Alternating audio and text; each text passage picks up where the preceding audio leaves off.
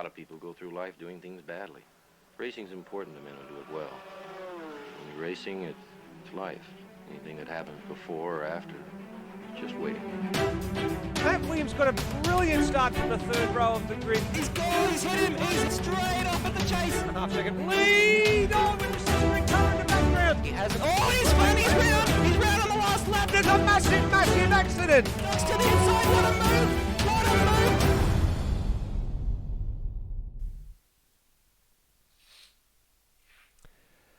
Good evening, everybody, and welcome to round 10 of the Automobilista Australia Super 2 Series for 2019.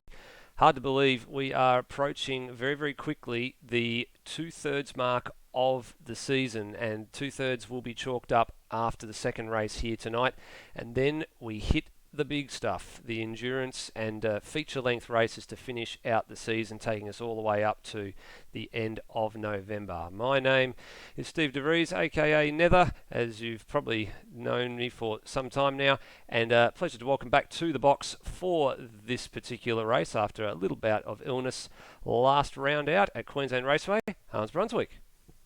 Oh, hello, Stephen. Hello, everyone. Thanks for having me back here again, and it's good to be back. And we get to see a bit of retro action with Calder Park Raceway. So interesting to see some of the high speed and flat out flip-flops through here.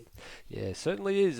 Dipping our toe in a little bit of nostalgia, I think is probably a better way of putting it, rather than a little bit retro. There is a retro round coming up, which we'll touch on a little bit later on in tonight's broadcast. But Calder Park Raceway. It's substituting, of course, for the Bend Motorsport Park.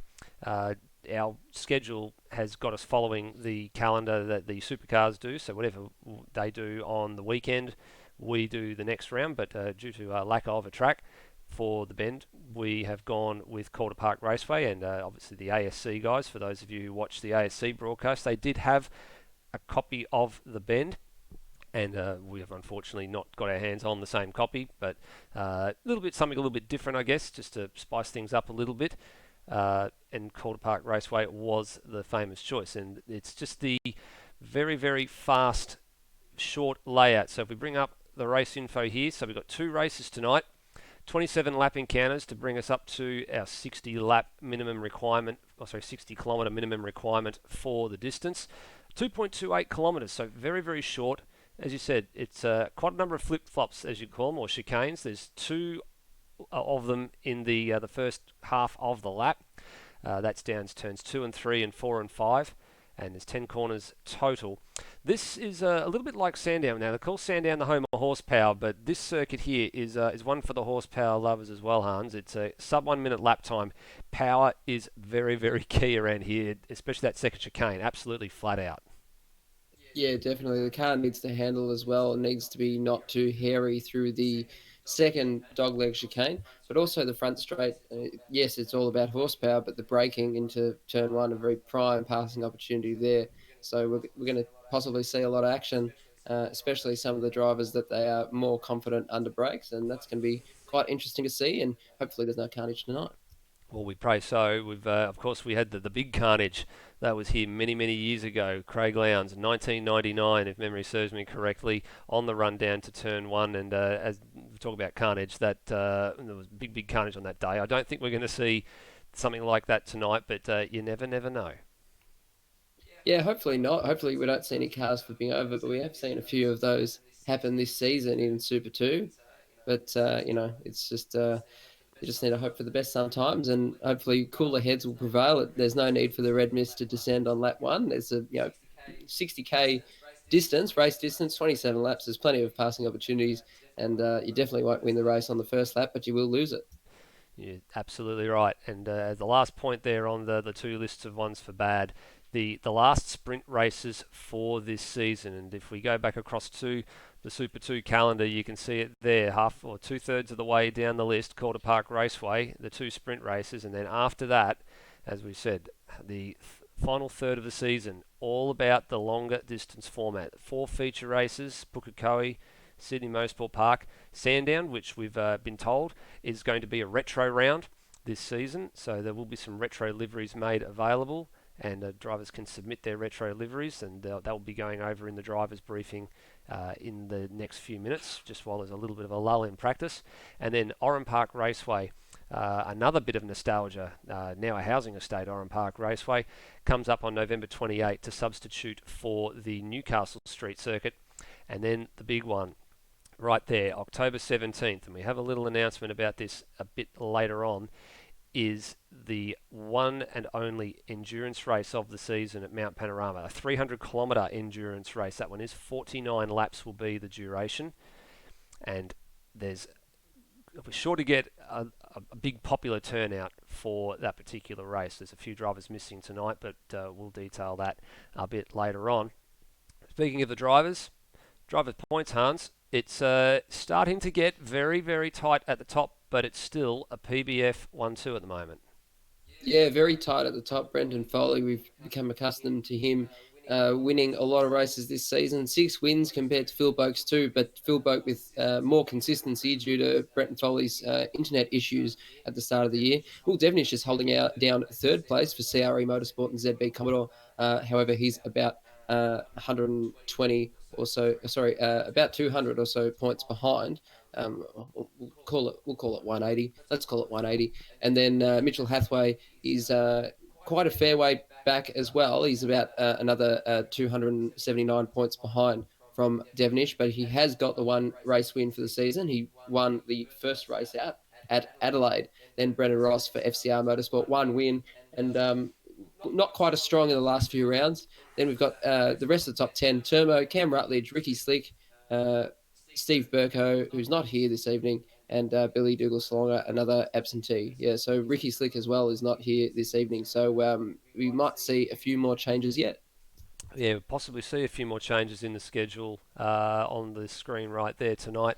There's only 12 drivers that have made the journey to Calder Park, a number of them with some commitments this particular race weekend. Steve Burko, you mentioned there, in 9th place, actually flying back from Croatia at the moment for holiday. So we wish him his safe travels on his journey back from Europe to Australia. And we'll look forward to seeing him hopefully in GT3 competition this weekend. So this has actually probably been one of the biggest weeks of sim racing for quite a while, not only just in AMSOs, but just in general with Automobilista. We started this week with the TCR Oz, very, very popular TCR Oz series. 23 cars, probably one of the biggest fields we've seen all season long, or all year long actually. Then to Automobilista Supercars Championship on Tuesday night. TCAC Retro Wednesday night. Obviously ARW taking a breather after the DRMs on Wednesday nights. Super2 tonight. And then in a couple of days from now, we start the 4th season of endurance for AMSOs. The GT3 Championship picks up again. And what's probably the worst kept secret in the world, Bagsy and I will be back for commentary for the 8-race GT3 calendar to finish off this year. So something we've done quite well for the last couple of seasons, and we're going to continue that at Sydney Motorsport Park on Sunday. So that's this coming Sunday, the 1st of September. So first race weekend of September. Let's get ready to join the session now. We are about to go live with live pictures as the session has just ticked out of practice and into qualifying. And Phil Boak headed the standings in that one from his teammate Brenton Foley. So Boak, a late entry into the server, and he's top timesheets, and the top 4 or 5 guys were all within about a quarter second of each other, all in the mid to high 56 second bracket. So we did mention at the top of the broadcast the sub 1 minute lap times. Actually, just about the majority of the field was under the 1 minute barrier, so that's good to see. We're probably not going to have very many lapped cars tonight, I would imagine. Yeah, hopefully not. It'll be good to see a lot of cars. They can do the full race distance because, like anything in sim racing, you want to get your money's worth, and you've taken the time out tonight. You want to do the full race distance, as we're seeing some of the cars in the qualifying session. The time is set. It's all ready to go, and they've got 2 flying laps and an out lap and an in lap. So it's 15 seconds in, and no one's quite blinked yet. No, we're probably going to have a little bit of a drama tonight, I would imagine, because we've got only the 12 cars that are currently here. It's obviously subject to a couple of late arrivals as well, if anybody does manage to get in late. People are going to take their time and just decide when they want to go out on track. Normally, a lot of the heavy hitters will wait till a bit of rubber's been laid down, even though the rubber transitions from the practice session into the qualifying session. They always like to try and leave it a little bit later than normal. So we're now seeing Cam Rutledge is one of the first men to make a move down the lane. And in fact, it looks like he's the only man to make a move down the lane there. I'm not sure what's happening with that one of the PBF cars back there, just jittering away. But Cam Rutledge is going to be the first one on the track, and looks like Josh Ben in the VF Commodore a little bit further down the lane is going to join him out on track for this first soiree of flying laps. So with only 2 flying laps, it's going to be interesting to see if the drivers can actually get, squeeze the lemon, so to speak. They can actually get all the drops out of the lemon and try and maximise their lap times. But, tyre warming is very important on the out lap.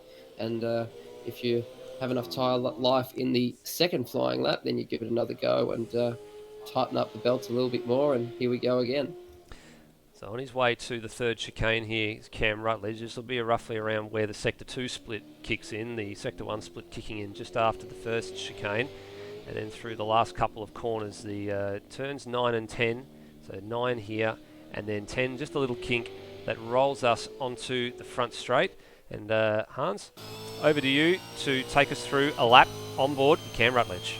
So we're going up the gears now. We're going to go into 6th gear fairly briefly, but still quite a long main straight, and then braking. Yep, there we go at the rubber now. Braking down 4 gears into 2nd gear. Try not to light up the bags now. You're carrying a little bit of brake through the corner. And then we come through the dogleg sections now. So bit of brake here, and you're spending ages trying to get onto the throttle, trying to answer that eternal question. They're coming up over the rise. Sometimes you don't see what's going on here. Then some of the faster cars will go flat out through this dogleg section, and Cam Rutledge is a little bit off there. And as the Sector 1 time should kick in soon in this braking area, and he should be careful. Misses the apex a little bit there, so that won't hurt him too much because it's a short shoot up into the final corner, and then this lazy right-hander onto the main straight now, onto the drag strip, known from the drag races that we usually see at Calder Park. And that is a lap of Calder Park, just under 1 minute lap time, and he's just in there, so 59.175 for his first flying lap, and let's see if he can better his second flying lap. And we see Josh Ben in the background. Let's see what he can do. So Josh Ben goes a little bit slower, actually nearly 0.7 of a second slower, so they're just easing their way into this. Cam Rutledge did make a mistake out of the second flying chicane. No, not this one, just the one that's a little bit further on. This chicane coming up as you come down the hill, we heard it on the engine as we were watching him on board, is flat out. That's a much better line through there that time around. No grass, didn't have to get out of the throttle that time, so he was slightly down at the Sector 1 split. His Sector 2 split should be much, much better as Termo lowers the bar again, going now into the 57.5 bracket. Cam Rutledge up on his own time, still 7.5 tenths to Termo, and lost it off of turn 9, so he's not going to improve any further at the moment, splitting Termo and Josh Ben. Josh Ben out of the final corner, already found quite a lot more time on this lap. He'll charge to the line. This will put him into the 58 and a 58.1, and a much, much better second flying lap from Josh Ben. So Termo's actually done quite a smart lap time. It's pretty good from Termo. He certainly is. He's just behind his Nissan counterpart here. And look, he's already found 0.6 of a second on this particular lap as well. But he's got lap traffic in the form of Glenn Miles and gets very, very squirrely off the final corner there. And the brake lights were on as well. So not going to improve this particular lap time. In actual fact, it was only a 1/10 of a second away at the end. But possibly cost a little bit of time there by Glenn Miles. But Glenn Miles out on his first flying lap. So he's entitled to the track. Yeah, it looked like he was actually going to get into the 56s there, and we see Zach. He's just come across the line for his first flying lap. 57.348 as we're looking at Brody on screen. Let's see if he bowls a wide here. Not quite. There we go. He's using all the road there. Misses the apex a little bit there. He just needs to be careful not to track sacrifice too much. And let's see his run on the main straight. So he's about 2.2 seconds down. So not a very competitive lap time at all. So he might not even get into the 1 minute bracket here. No, he might have been the brunt of the commentators' jokes on TCAC Retro last night. And yes, hello Kiwi and hello Floody. But he's at least just trying to keep it clean at the moment and just stick to his lines. Now that time he's done there, a minute .223. He's only a tenth of a second away from the best time that he did in practice. He did a 1 minute .1 or 1 minute dead .1. So if he can get into the sub 1 minute bracket here, I think he'll be doing all right. And he's tracking okay at the moment as Zach betters his time, goes to a 57.038. So Ford driver aboard the number 30 is flying, and he's had his fair share of great finishes this year already. Second place to Aldo Benedetti in race 2 at Queensland Raceway last time out.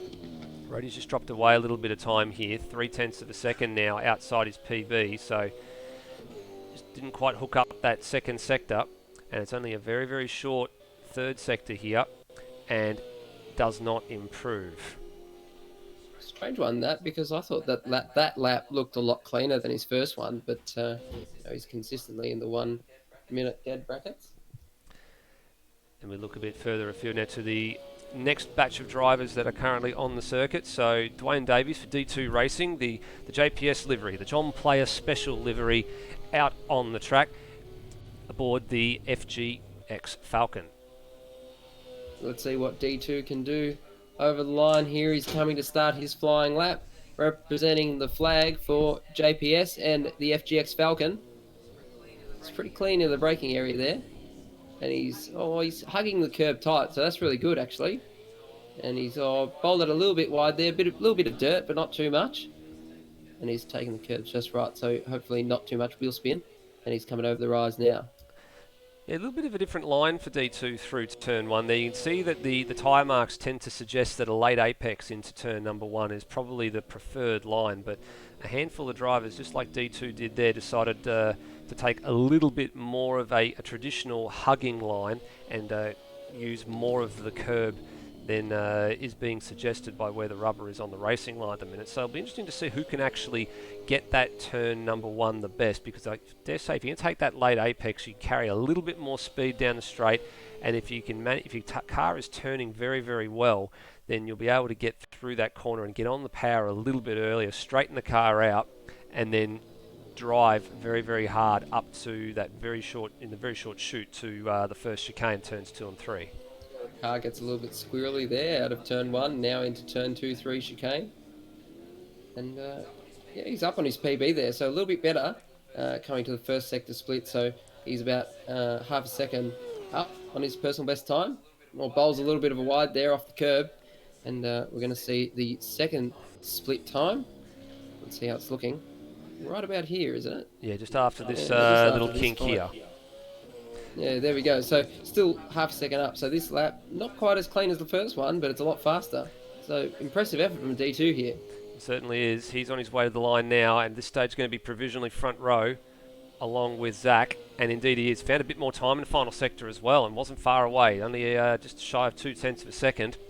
But the heavy hitters are out on the circuit at the moment, and it's Brenton Foley getting all that heat into those tyres as he approaches the last couple of corners for this lap. So he's out there on the circuit. Mitchell Hathaway out there as well. So too Phil Boak and Brendan Ross. And the only man who has yet to set a time, or actually yet to come out of the pits, is Will Devonish. So he's going to be leaving it right to the last minute. He was right up there in the top 3 when the practice session expired. What has the man with the number 1 on the door got in store for Zach at the top of the top? Oh, that's a very, very leery moment going into turn number 1. He's almost going to throw that lap away, I think, and looks like he has. Now, we saw this during practice, Hans, for the limited amount of time we did see it. His car was looked very, very unstable through a number of corners, so I dare say he's gone for a bit more of an oversteery sort of a setup, or more of a pointy setup, but the rear end's not agreeing with that car. No, not at all, Steve. And I think it's interesting. I was just waiting for a gap to sort of say that, Brenton Foley's had a bit of issues in the practice session with the car being a bit too pointy, a bit too squirrely. But yeah, it just demonstrated it quite well for us. But one lap down, let's see if he has anything more for the second lap. Yeah, he's literally thrown that lap away, just way too deep under the brakes. Just needs to tone it down a little bit. The benchmark time, as we saw in a practice session, was a 56.5 from Phil Boak. That's a little bit better from Foley. So it goes with the same line that most drivers have been going with all night, which is an early apex and then staying with it all the way through. This is a little bit more measured, and that's a bit better result, but because he's thrown that first lap away, he's already nearly 3.5 tenths down on the pole time. Mitch Hathaway's jumped up and split Dwayne Davies and Zach on his first flying lap, so that's a fantastic effort. So the top three currently covered by 0.2 of a second. Foley goes a little bit deep there at turn number 7. So he's improved a lot, but he's actually quite a fair way off Zach's time. So it shows how impressive Zach's time is. But Brenton Foley left to rue what could have been a good opportunity. This is going to be mighty close. Goes second. Found a lot of time in that final sector, but have a look at the margins between himself and Zach and Hathaway. That's very, very tight. D2 in there with a good result as well. Devonish has made his way out onto the circuit, so he's aboard his flying lap, only a tenth and a bit shy. Phil Boak on his first, or actually on his warm-up lap at the moment.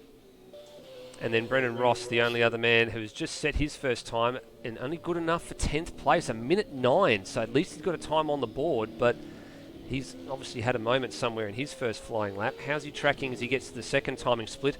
All very, very unstable. And actual fact, miles off his PB. What on earth has happened to Brendan Ross? He's had a shocking qualifying session. Yeah, that's what happens with these qualifying sessions. They expect you to come out the gate and give it a red hot go straight away and get your 2 best lap times up. But 58.04 for Brendan Ross, and it's all sort of coming apart for him, this sort of end of the championship. Well, Will Devonish now and Brendan Ross in frustration. You can see in the background just goes straight off at turn 1, straight into the wall. He knows he's had the trouble, and it looks like most of his trouble was at in that final sector. Will Devonish has gone P2 and flying the flag proudly for CRE Motorsport aboard that ZB Commodore, and not far away. Now Mitchell Hathaway improved to go to the top of the pile, 56.906, so it's a ZB Commodore 1-2 on the front row of this grid at the moment.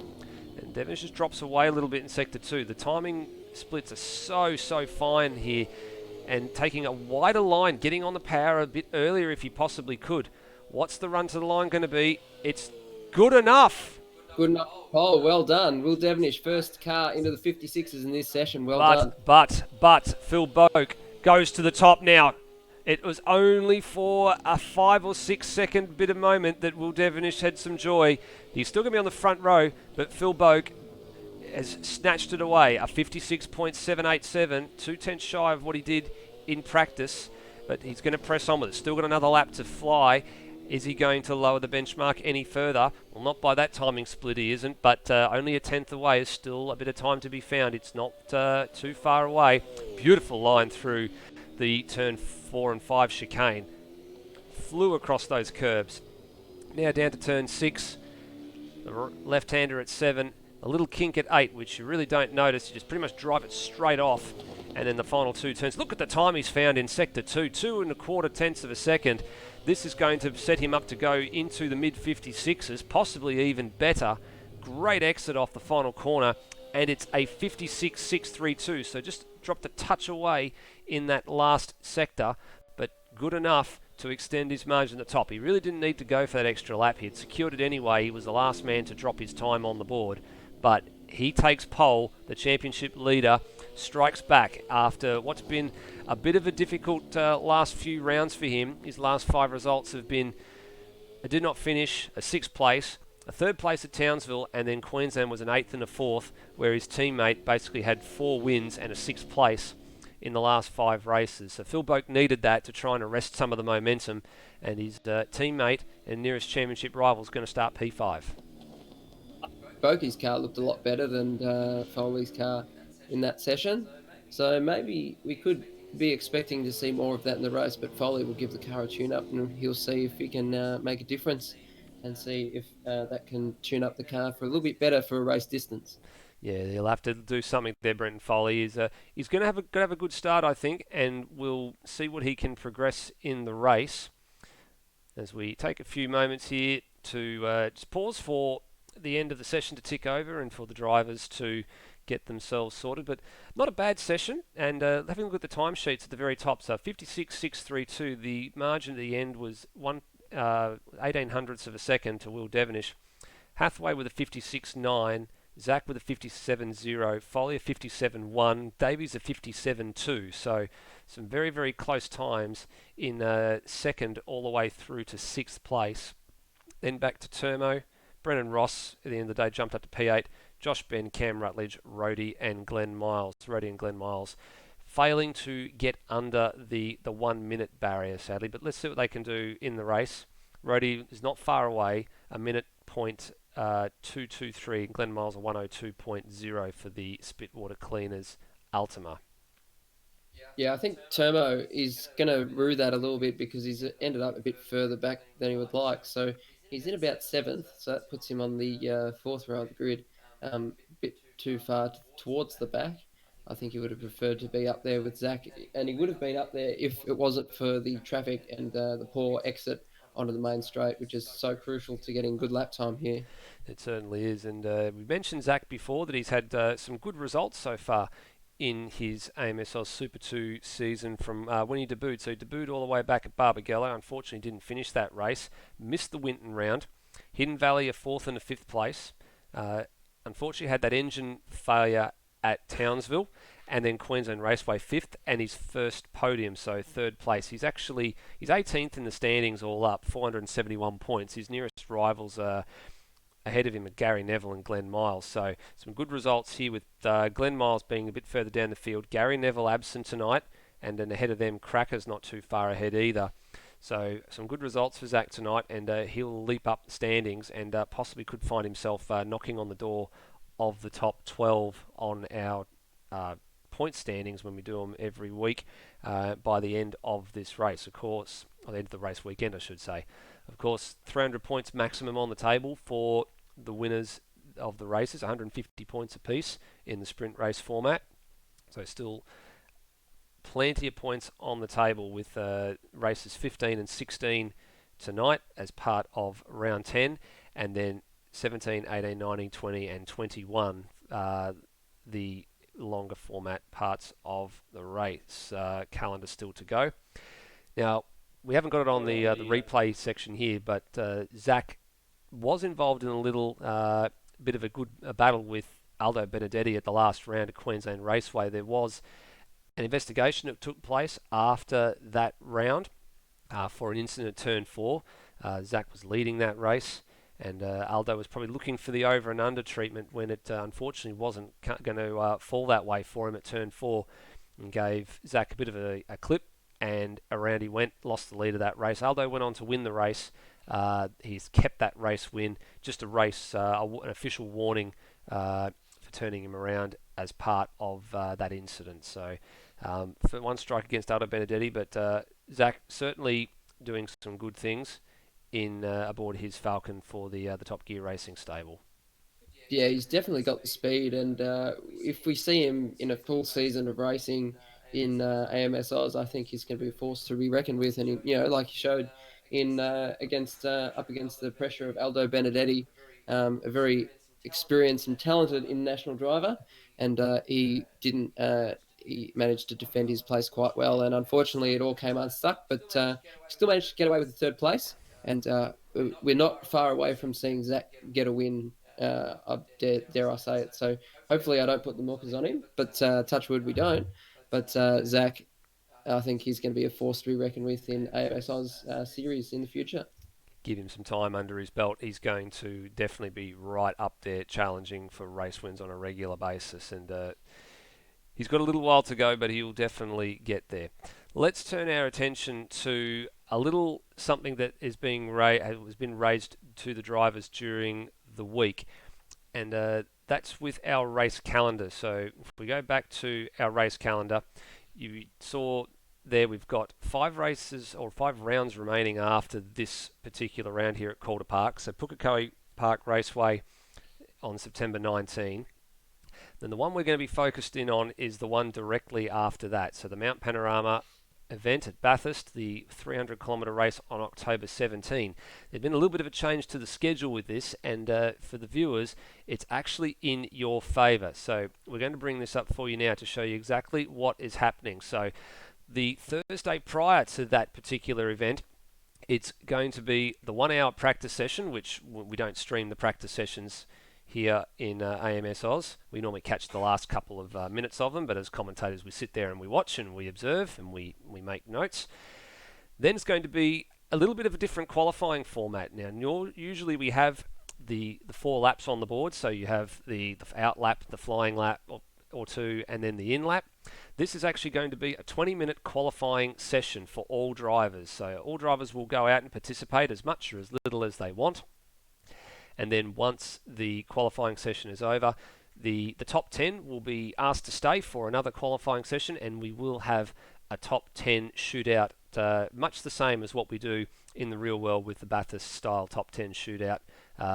The drivers having the track to themselves for one complete flying lap to set the top 10 of the grid for the Bathurst race, which will take place on the 17th.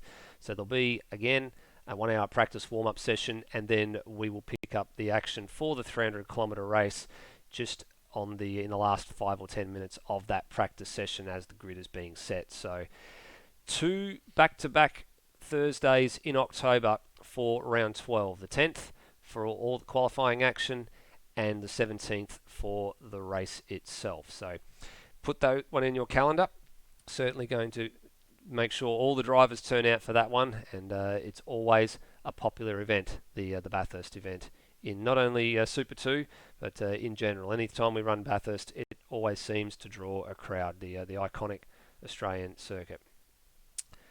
We are getting ready for a race start here in AMS Oz Super 2 for race number 15, Hans. The grid is getting ready.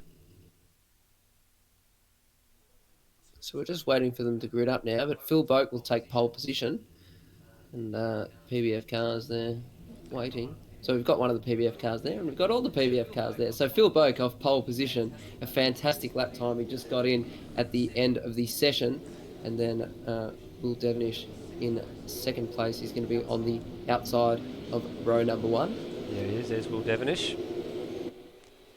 Then after Will Devenish, we've got Mitch Hathaway. He's done a reasonable job to get up into the second row of the grid. So he's in third, inside of the second row, apologies. And Zach Ross, he's done a very stellar job to get up there as well. So like we've said, he's definitely going to be a force to be reckoned with in future AMS Oz series. And uncharacteristically, we've got on the third row of the grid inside, that's Brenton Foley. The car was very squirrely, very hard to deal with.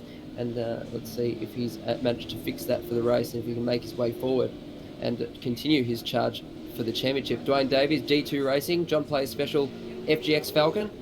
Reasonably clean lap time, and a reasonably clean lap and a decent lap time, and that puts you on the outside of row 3. Then Castrol Racing Altima of Termo, number 715. So I think I've mentioned this before, but he was on for a pretty decent lap time. He could have been up on the second row of the grid if it wasn't for the traffic and the poor exit onto the main straight.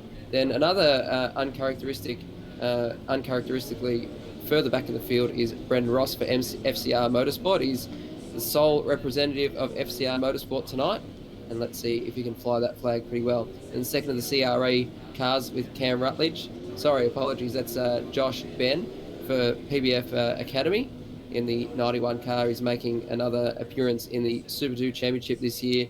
Then we've got Cam Rutledge on the outside of row 5 in 10th place, and Rhodey and Glenn Miles will bring up the rear of the grid in the Nissan Altima for Spitwater Cleaners.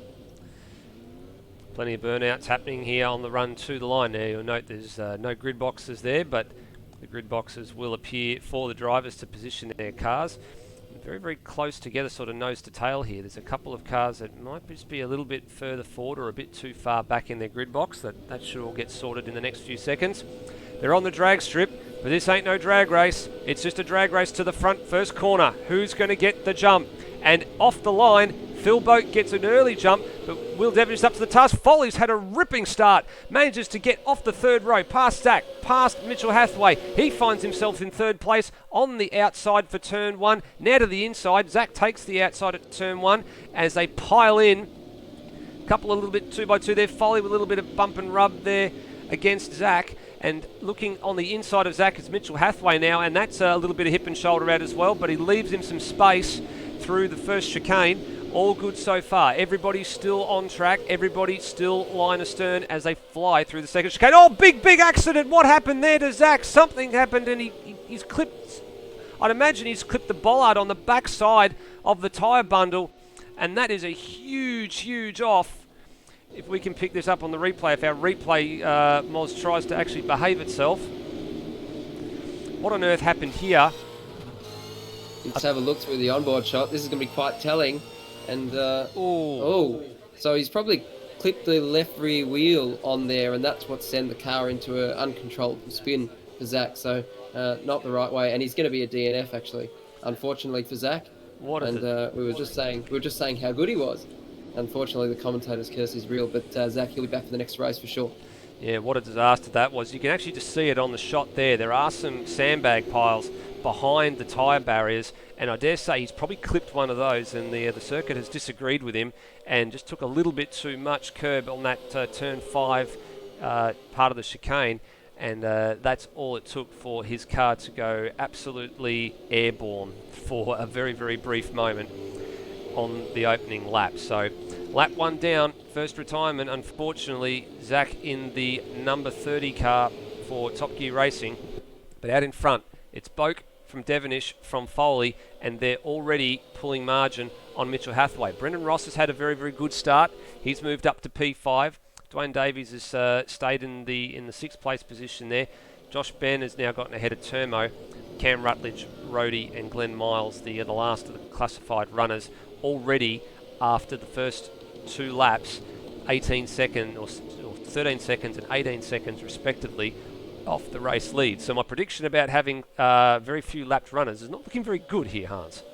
No, it's certainly going to hell in a handbasket, sort of. But Will Devonish is definitely not letting Phil Boak get out of the way. So he needs to claw onto the back of that rear bar of the PBF Commodore.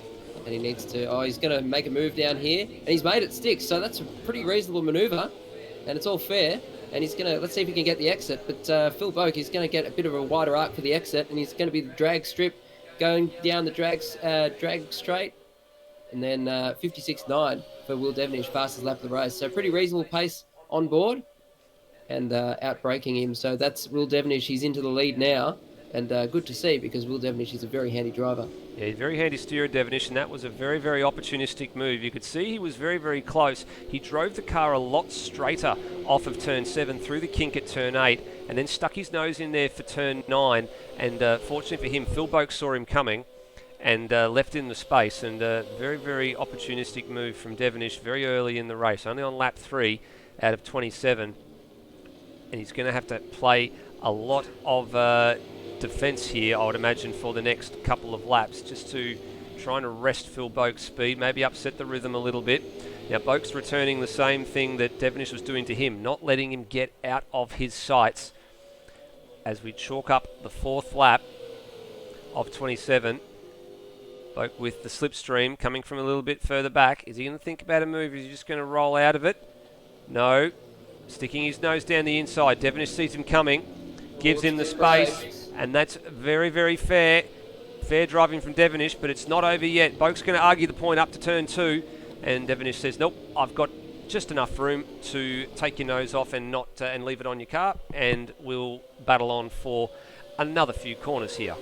Now, Devonish getting that move early in the race, that shows that he's confident in his car speed, so that's really impressive to see. And Foley is getting onto the back of his teammate Boak. Just a little bit deep there from Devonish at turn 6. And through 7 and 8 and up to 9. So this trio locked nose to tail. And slowly eking away from Mitch Hathaway here. They've got the gap out to about 2.5 seconds. We'll to look back to see where Mitch Hathaway is. Here he is, the HDS racing man. Successful debut this year in AMS Oz Super 2, winning the opening race in Adelaide. Had a very, very very good session in TCR Oz on Monday night, and he's teaming up. There's a problem for Foley. Yeah, that's Foley there. And Mitchell Hathaway, so about to say, teaming up with his teammate Billy Dougal-Salonga in the Mercedes-Benz for GT3 earlier or later on this week on Sunday night. What happened to Foley? He was in behind his teammate, and I think he might have just outbroke himself here a little bit. Yeah, just went a little bit too late. Disrupts the witches' hats there off of the end of turn 1, and that puts him back into Mitchell Hathaway's gun sights.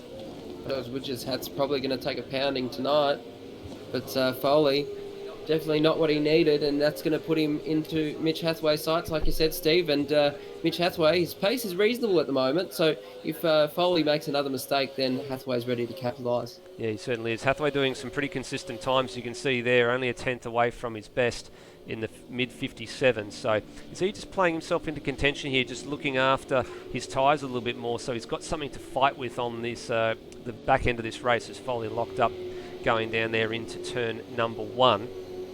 This battle pack is sort of broken up a little bit now, so Foley's locked in combat here with Mitch Hathaway. Boak is still pursuing Devonish. That margin now out to 7/10 of a second at the front of the field. A bit further down the order, Dwayne Davies has moved up from 6th to 5th. He's managed to get past Brendan Ross, who himself had a pretty reasonable start, was running in the 5th place position for a little bit.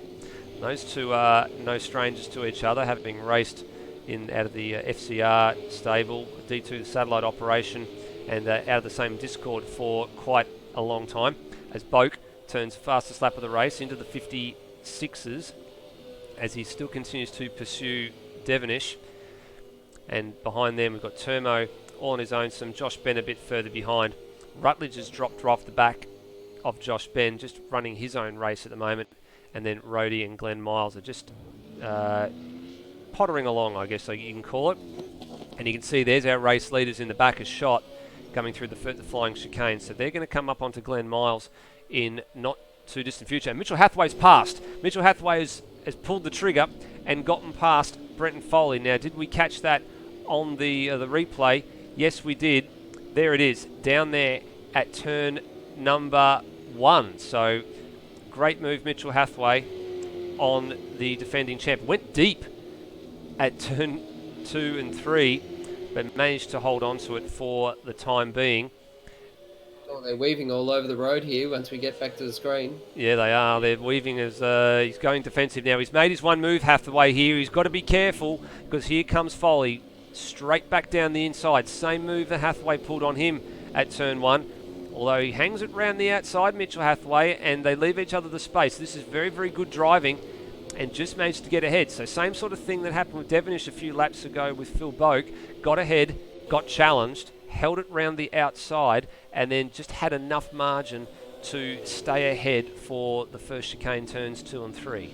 Fantastic to see Brent Foley's racecraft here, and Hathaway as well. So their racecraft is fantastic. Couldn't fit a cigarette paper between them, and neither of them decided to hip and shoulder each other wide. So that's fantastic to see in the AMS Oz Super 2 series. Oh, Foley locks up a little bit, goes a bit wide, so that ruins his run on the main straight, but he's going to get some good braking into turn 1. We've seen him make a few opportunities there. Well, down into turn number 1 seems to be the prime passing opportunity at the moment. Hathaway should hold this time around unless Foley's going to be the last of the late breakers and have a lunge down into turn 1, but not this time. And they're both locked up, so Hathaway went deep, but Foley was a little bit worse, and the back end wanted to step away from that PBF Commodore. A very, very lucky boy not to repeat what he did on his first flying run in qualifying there. Still looking very, very squirrely off of some of these corners where getting the power down is very important. Now, with these two squabbling, it's starting to bring Dwayne Davies and Brendan Ross just a little bit closer to this field. So they really need to get their heads down. Hathaway deep, off the grass. He'll have to surrender that place, and he does. So he's done the right thing, comes back on behind Foley. But these two making mistakes hand over fist at the moment. Bit of apex hunting going on, and still trying to find that elusive apex. No matter how hard you look at the apex, it sometimes just sails away. It's, I guess, the best thing you can call, and you deemed it. You probably worded it exactly right there, Hans. Apex hunting, always looking for the apex. Meanwhile, this combat at the front of the field has gotten tight yet again. They're starting to get close to the back of Glenn Miles' Spitwater Cleaners Nissan as well. Now, these are two blokes that are hitting every apex at the moment because they're catching Glenn Miles hand over fist. It's about 54-second margin, and they're going to get up to him right now, and he gives way, so he's going to get out of the way, and they go down the inside. Clean move on the lap traffic, Glenn Miles, and we thought there wasn't going to be any lap traffic tonight, but here we are. No, did the right thing, Glenn Miles, because he was on the racing line, but he left room on the inside when he saw him coming and just feathered the throttle, rolled out of it, let them go past, and no harm, no foul. The margin hasn't changed. It didn't affect the race outcome, so that's a good result. You could just see a bit further up the screen there, Rhodey will be the next man to be lapped. He's just gone around turn number 1. Probably will catch up to the back of him, I would imagine, in about 3 or 4 laps' time. Devonish trying that late apex that we talked about through turn 1 as well. Doesn't really seem to be much of a difference whether you take the late apex option or the standard option of just staying as close to the curb as you can for as long as you can. Well, if you go the early apex, you're maximising the speed down the main straight, but the problem is you got a tippy toe around the corner, and I think for the braking for the first chicane, I think that sort of brings it, evens it up a little bit. Yeah, it sure does. Let's go back and have a look at this battle on third place because it's closed up again. Hathaway's gotten through again, so that didn't last all that long. Foley with the trip across the grass there at the kink at turn 8. Still hunting. Keep it up, mate. Still hunting.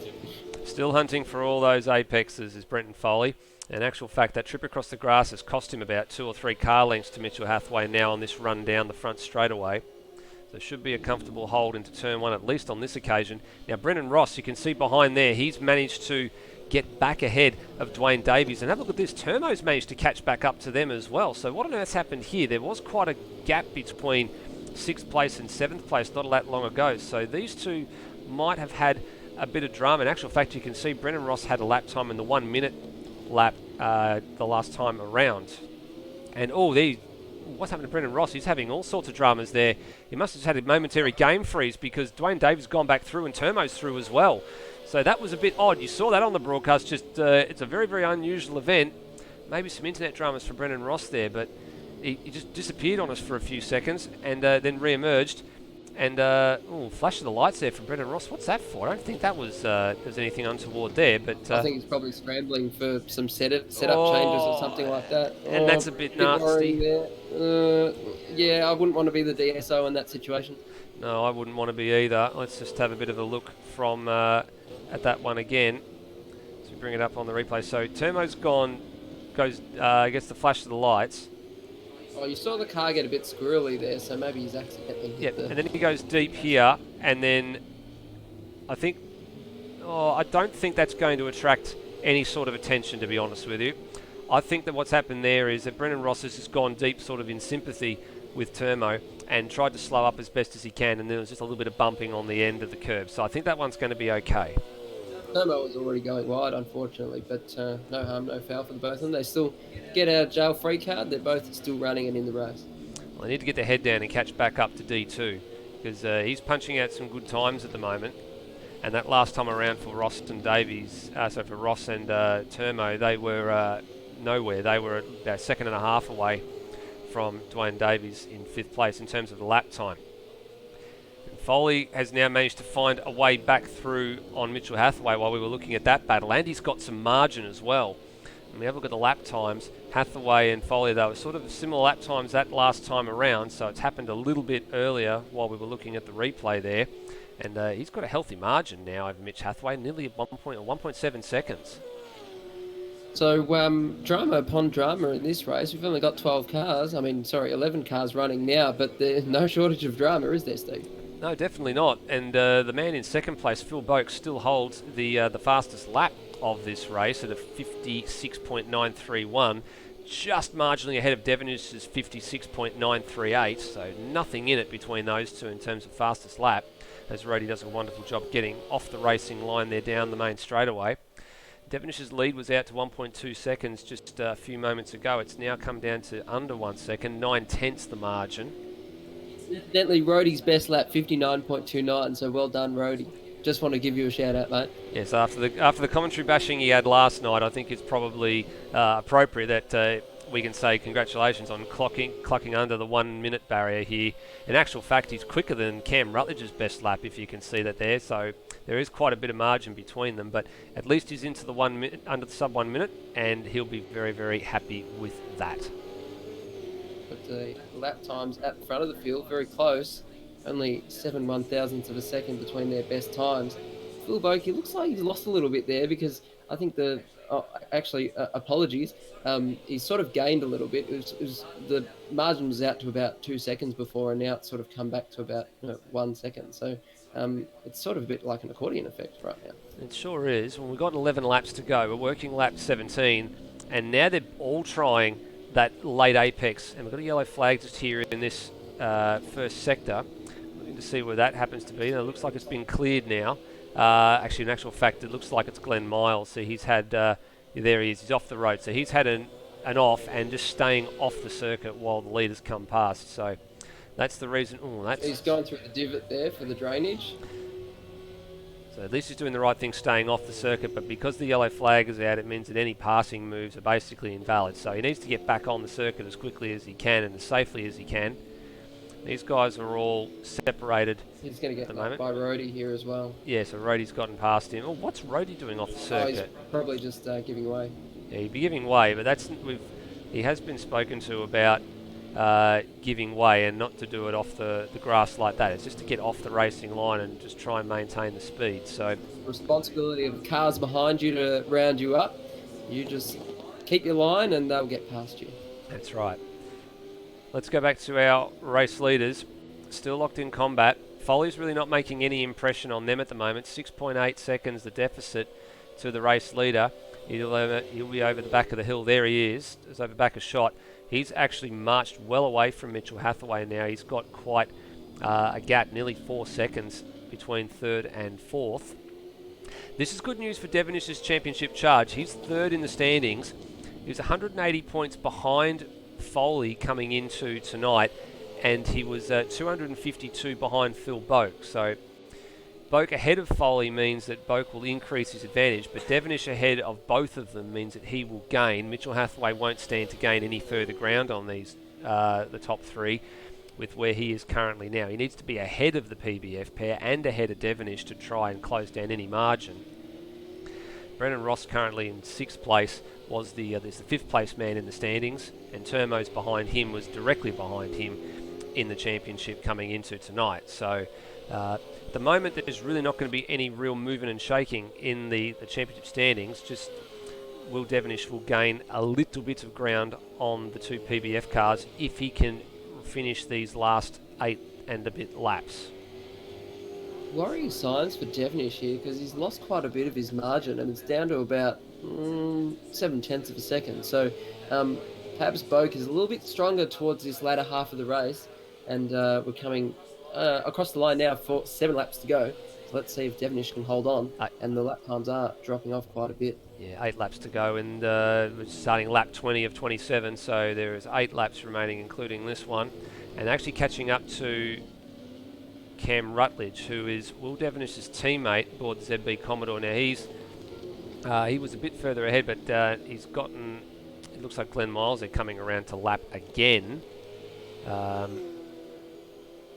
Glenn Miles, not a happy hunting ground for him at the moment. No, certainly not. In actual fact, it is Cam Rutledge that is behind Glenn Miles. They were overlapped for a minute there, so I thought I saw Cam Rutledge. I was right. It was Cam Rutledge. He's tucked in there. There he is, behind Glenn Miles. So maybe this front straightaway could be the opportunity to get him, and Glenn Miles comes into the pits. So probably not a bad idea there just to take the pit road and get out of the way.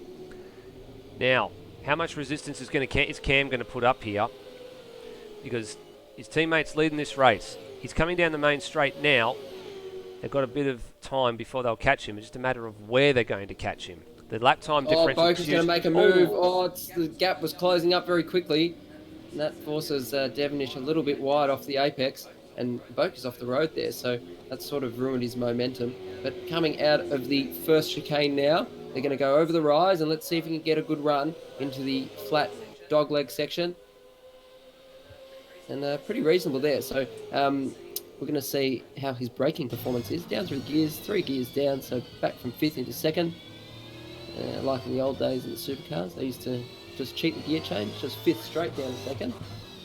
Then coming onto turn 10, and then breathing on the throttle gently. So you see wheels going a little bit wider there, so I think the tyre life is not quite as good on the rears of his car, so perhaps he's used a little bit too much tyre to get to where he is, and he's going to come under attack from Phil Boak in the next 6 laps or so.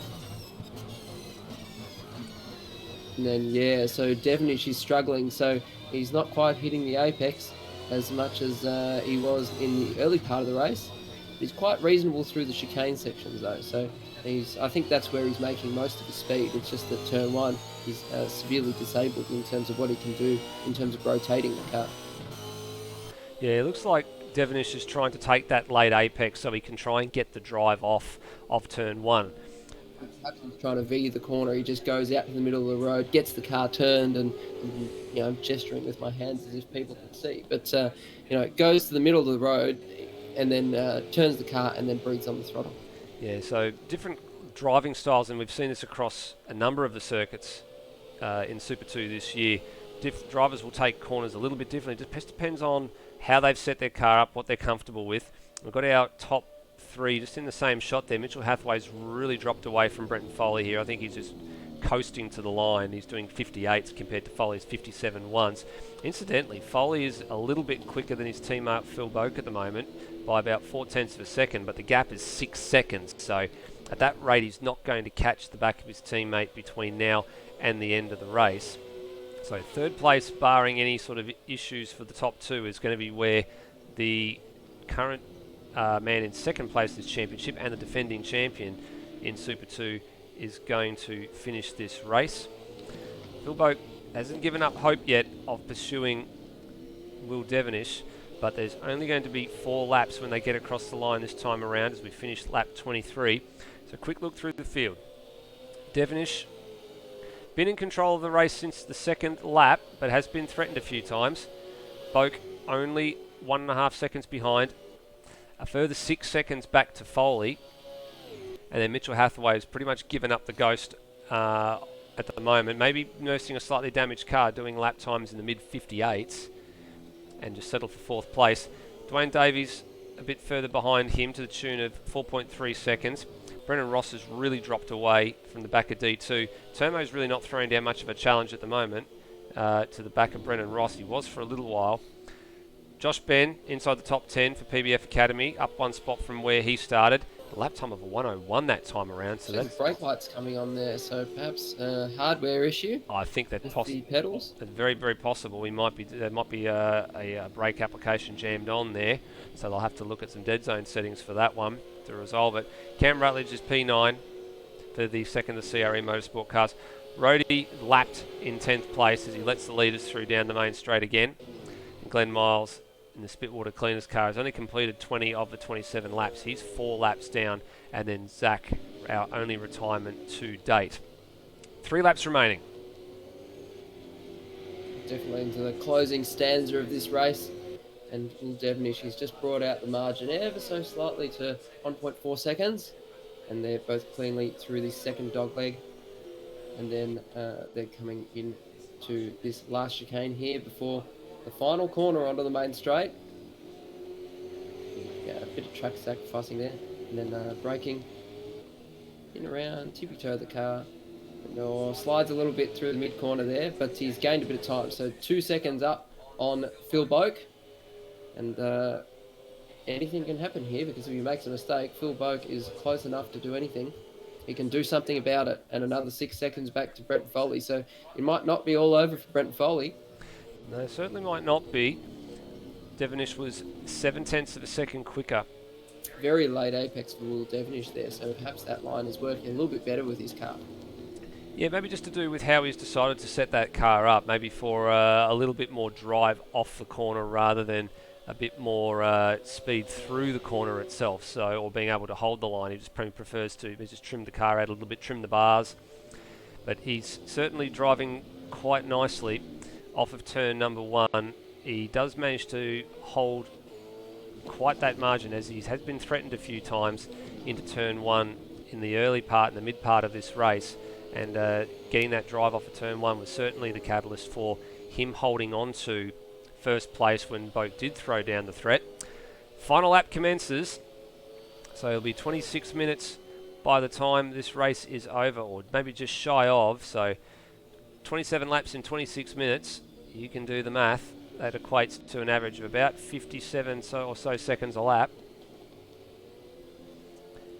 It's a very short lap. Devonish has done very, very well, and only got about half the track to go. Believe it or not, this will chalk up his first win this season if he can hold on to it. He's got 4 second places to his name, 3 third places, 4 fourth places, a 5th and a 7th, and he disconnected from the opening round in Adelaide when he was up the front of that particular race for quite a number of laps when he was being challenged with Phil Boak. But chalk up race win number 1 for Will Devonish for this season, your race 15 winner at Calder Park Raceway. Fantastic to see. He's always been there or thereabouts all season. It's good to see him get a race win. But second place, Phil Boak ahead of his teammate Brent Foley, and that will bring the championship margin out a little bit more in Boak's favour. And then Mitchell Hathaway down, but definitely not out in this race. He comes across the line in 4th. And then Dwayne Davies, fantastic work to get up into 5th. He's come under attack from Turbo and Brenton Ross, and he's actually managed to stay there in 5th. Brenton Ross comes home in 6th, then Turbo in 7th, and Josh Ben perhaps struggling with some hardware issues. He's going to come across the line in 8th, and maybe a bit of left foot braking. He's just resting the left foot a little bit too much on the brake pedal. And there he goes across the line for PBF Academy. And Cam Rutledge, he's still got another lap to go, and he's past some of the finished cars actually. So has he finished the race, Steve? Yeah, he certainly has. So okay, he certainly finished the race. Fantastic effort. Cam Rutledge, his teammate, has gotten the victory. Great night, I should say, for CRE Motorsport. Rody in 10th. Best lap, 59.29. Well done. Shout out to Michael Zalvari, and shout out to Chris Riddell, Kiwi Chris. Watch this bloke. He's doing a reasonable effort. And so our one DNF of the evening, Zach Ross and Glenn Miles, he's finished the race as well. Well, 12 cars started this race. 11 got to the flag, and the man who got to the head of the queue and saw the checkered flag first was Will Devonish, and he's with the very, very popular commentator, I should say, you, Hans. Popular? Me? Oh, no way. Anyway, but Will Devonish first across the line this evening and first into the commentary box. Glad to see you up on the top step of the podium, if I can get it out of my mouth correctly. And fantastic evening, and well done tonight, Will. Yeah, thanks. It's been a bit of a long time coming for the team, so really happy we've been able to pull it off. Always there or thereabouts, but now getting your first win of the season, how does it feel? Yeah, really happy with it. It's all through the season, like we've been up the pointy end and never been able to pull it off, or we've had a computer crash on us with half a lap in the lead for Adelaide. That really hurt the whole team. But yeah, we've done a lot of practice for this round and came out firing, and really happy with the result. Great effort. And struggling a little bit into turn one in the later stages of the race, or just taking a late apex? Yeah, it seems to be a thing in the V8s. I like taking the double apex. So it looks like I'm struggling, but it makes it up on the straight on the exit. So if someone's right up my chuff like Boak was throughout, it can be a bit hairy, but if I've got a bit of a gap, it sort of evens out. Well, fantastic effort, mate. You've done a really good job, and a really good effort keeping off the PBF cars. So fantastic job, mate. Well done. Thank you. That was our race winner, Will Devonish, and now on to our second place getter, Phil Boak. And Phil, pole, second place, pretty reasonable effort. You're still in the lead of the championship, and you've brought that margin out a little bit more. Yeah, not too bad. not too bad.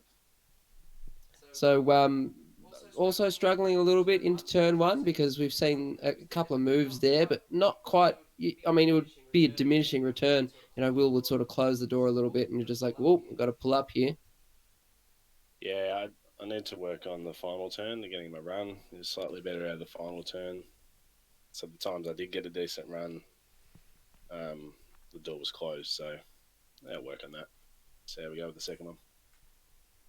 Pretty solid effort though. But are you using the same setup as Brent Foley? Like car's a little bit less taily, or is that down to how you like it to be tuned?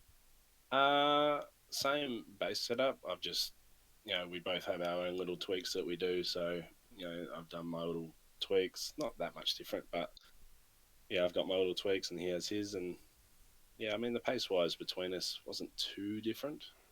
I was probably a touch more consistent.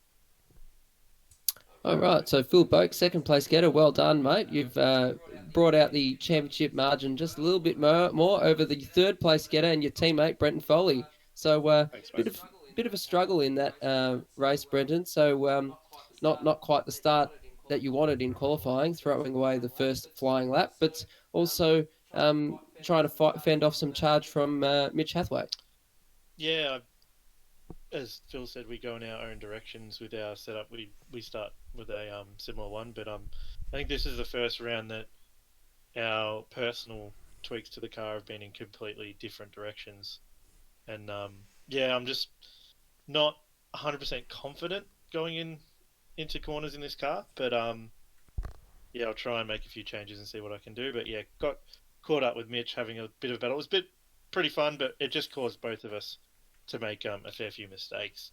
When I could get into a groove, I could match Devonish and Boak's lap times and kind of keep the gap steady, but I'd then fall into making a little mistake again and drop back even further. So was braking a little bit of a problem in your car? I mean, running a little bit wide or off the road slightly at turn one, especially. Yeah, I'm not fully confident in the brakes with this setup at the moment, and everything I seem to do to fix it destroys the turn or the oversteer or everything. So I've kind of got it as good as I can get it at the moment without exaggerating another problem. So pretty solid effort to get up in the top three then. Well done, Brenton. Thanks very much. So that's our podium, Steve. We've got Will Devonish in first, Phil Boak in second, and his teammate Brent Foley in third place this evening in race one. Well done to the top three in race one this evening. Race 15 of the 21 races slated across the 15 rounds that make up this year's AMSOZ Super 2 calendar. We're going to take a short break. Hans is unfortunately going to miss the second race of this evening. Some real-life commitments conflicting with the second race this evening. But thank you for coming in, Hans. It's always a pleasure to see you, and we'll hopefully see you back for the Pukekohe round in a couple of weeks' time. Oh, thanks, Steve. Well, I'm looking forward to Pukekohe in the season of endurance, and I'm especially keen for the Bathurst round. That's going to be special. We'll take a break and be back in just a few moments with qualifying 2 and race 2.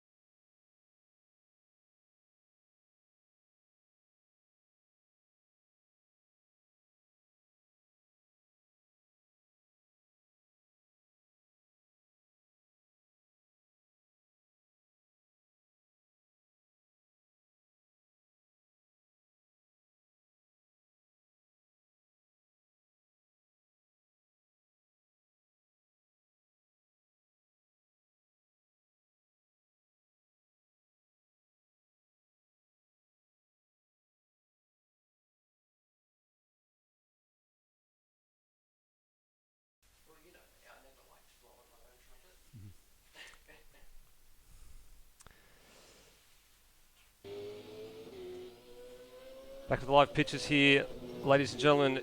Qualifying 2 just getting underway, first of the runners on the circuit.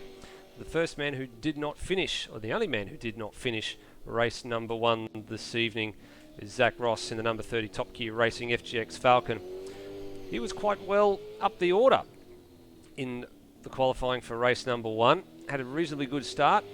Faded down to 4th initially, but contact with one of the tyre barriers, or the backside of one of the tyre barriers out of the second chicane, the turn 4 or 5 chicane, put pay dirt to his race on lap 1. So he's got a lot of work to do here, and he's certainly got the pace to challenge these front runners coming into the second race. So down into turn 1 on his first flying lap. Out there on the circuit with him as well already is Termo aboard the 715 Nissan Altima. You see him on the other side of the circuit as they go around. 21.5 to the first timing intermediate, is not too shabby. Flies through the turn 4-5 chicane, no mistakes this time. Just a little bit of a squirm under brakes into the third and final chicane at turn 6 and 7, through the right hand kink at 8, and 43.5 to the second sector of lap, and just squeeze the power, runs it out as wide as he wants to, and gets a good run onto the front straightaway. The 57.5 as his opening salvo in qualifying, and himself and Termo now joined on circuit by Josh Ben and Rhodey for their first couple of laps as they prepare themselves to get ready to tackle their 2-lap sprint for their positions in race number 2.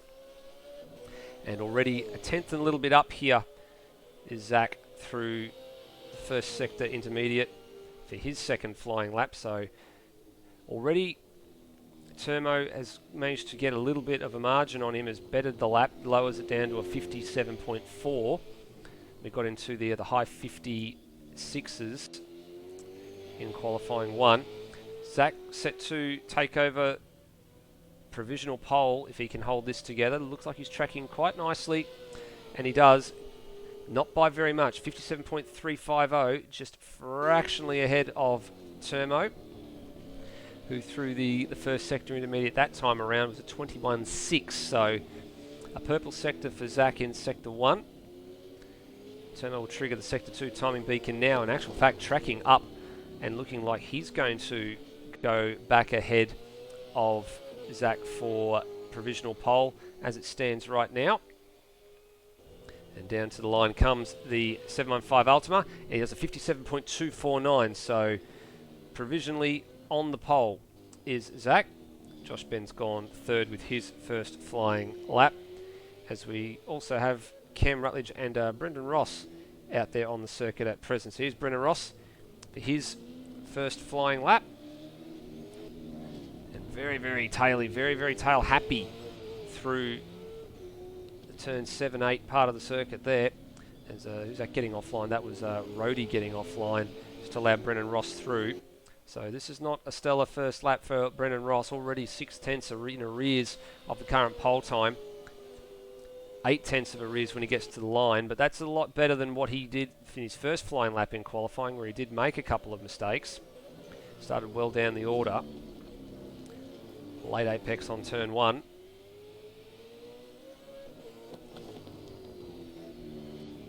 Through the first chicane. Let's have a look at his sector timing split. In actual fact, he's up. And he's up quite handily as well. So at nearly 2/10 on the pole time.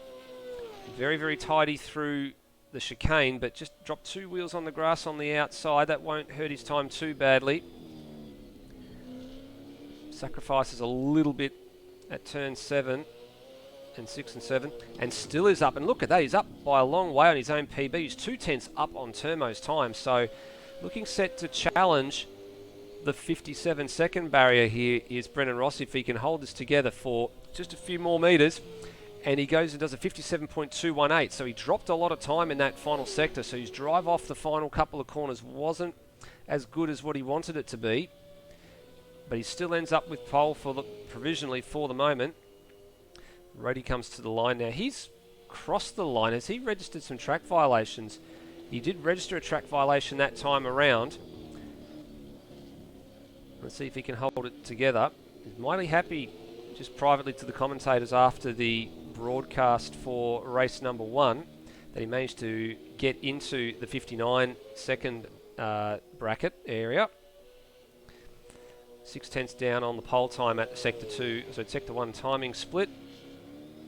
Mitchell Hathaway out on circuit behind him as Cam Rutledge puts in his first lap of qualifying, 1.1 seconds down on the current provisional time of Brendan Ross. Rody 2.2 seconds now behind Brendan Ross's time. That's still going to put him within earshot of getting at least under the 1 minute barrier for qualifying, as long as he can hold it together. It's going to be tight. Just manages to sneak under the 1 minute barrier in qualifying. At the moment only good for P6, but he has snuck in there. D2 now out on circuit. Mitchell Hathaway will take a step back and will ride on board with Mitchell Hathaway for his first flying lap.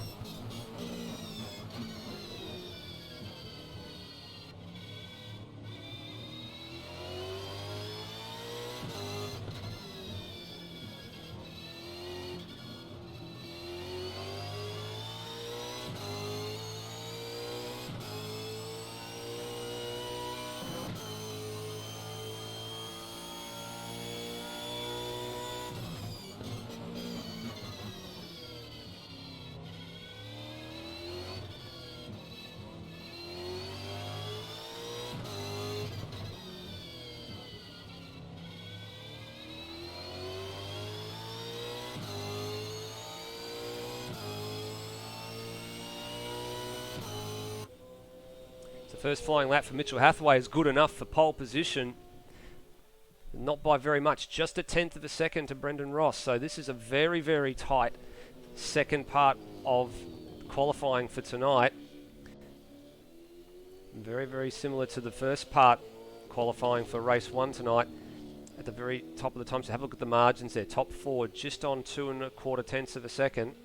And Hathaway up by over 2 1/4 seconds at Sector 1 split. So the 31 HDS Racing ZB Commodore certainly got its skates on this second lap. It's almost like it needs a little bit of a bit more extra time to get that car prepared. So taking it out hard on lap 1 doesn't yield the time, but then it gets better as he goes on. He was down at the Sector 2 timing split there. He went deep, as you saw, down at turn 6 and lost a fair chunk of that time. But has he improved?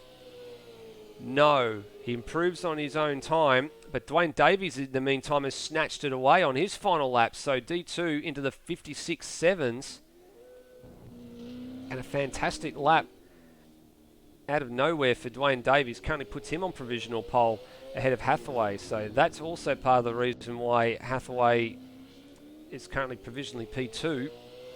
Dwayne Davies pumped in a mega lap just before he got to the line. Glenn Miles starting his first flying lap aboard the Spitwater Cleaners Nissan Altima, as we see Will Devonish in the background just easing out of his pit box with 5.5 minutes remaining on the clock. So still yet to see times from this man, Glenn Miles, but he's out there on track. Will Devonish, Brenton Foley and Phil Boak, the only cars that have and drivers that have not set any times so far in this second session. Glenn Miles doesn't look too bad through Sector 1. He's really locked in the combat with Rody, I guess, for what positions he can manage to attain in race 2. 2.5 seconds the deficit between himself and P1, so tracking for being around the same sort of time that Rody has set down. So 59.9 is the time that Rody has set. It's probably going to be just slightly over the 1 minute mark. Oh no, it's not. Came late with a late flurry. In actual fact, is slightly better than Rody to the tune of a 1/10 of a second. So 59.8 to Rody's 59.9 means the deficit there is 0.08 of a second, or close enough to the mark. He's going for another lap. And Devonish is now at the top end of the circuit. Brenton Foley out on circuit as well behind him. Coming through the last sector now is Brenton Foley.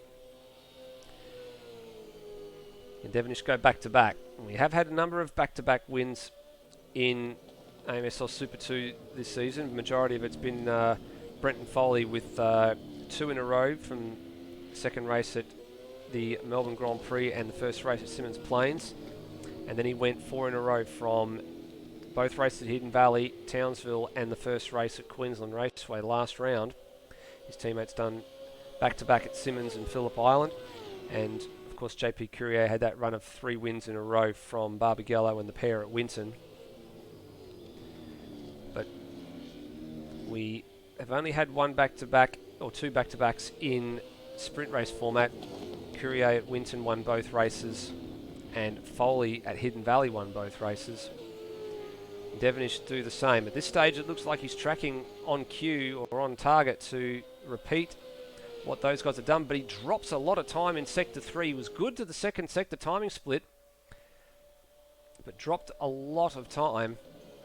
Behind him, Phil Boak starting his first flying lap, and Foley is up in P4 at the moment. So here he is. He's actually, well, he's come into the pit, so he's had another one of those qualifying sessions where he should be a bit maybe toward the front row, but he's now at least 1 position higher than what he started last race. So it's really down to these two duking it out for pole now, if they can get it. Devonish battling to get it stopped at turn 6, and he did the same thing Hathaway did, but just made a bit more of a meal of it. He was tracking very, very nicely up to the first sector split, and it was looking pretty good there. And Devonish not happy, but he's got Boak directly behind him, and just makes sure he stays out of the throttle there. And Phil Boak to the line, goes P3. Not by very much. Look at the margins at the top. They're so tight. But Boak's got 1 more flying lap to do it. Devonish is going to be, at best, P2, at worst, P3.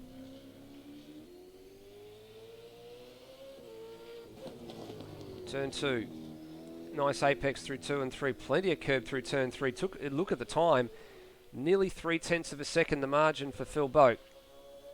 Gets the chicane here absolutely spot on. He did have to wait a little bit just to get the power down out of turn 3. Took a bit too much curb at turn 3.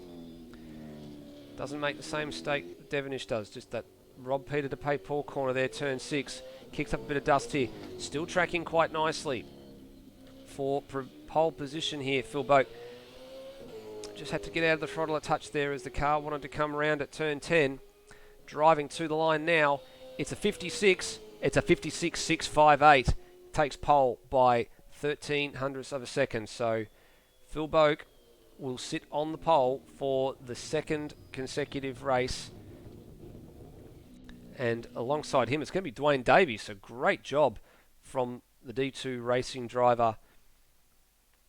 Will Devonish will take on P3, so 1 place further back, and he's going to have Mitch Hathaway alongside, and Foley was bumped down in the end to P5, so it was P4, starts out at P5, the same spot that he started last race.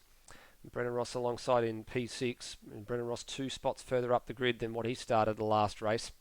Termo, the 715 Nissan Altima, will start P7. Zach start P8, having done a 57.0 in qualifying 1, just a slightly slower lap time this time around, followed by Josh Ben, Cam Rutledge. Glenn Miles has, believe it or not, has out-qualified Rhodey. So I don't think we've seen that often this season, but Glenn Miles takes the honours in the battle of the drivers in the amateur class. Impulsive to Phil Boak. We'll take a brief moment and be back with race number 2 in a very short amount of time, as the timer is still counting down to 0 and qualifying is just about to finish.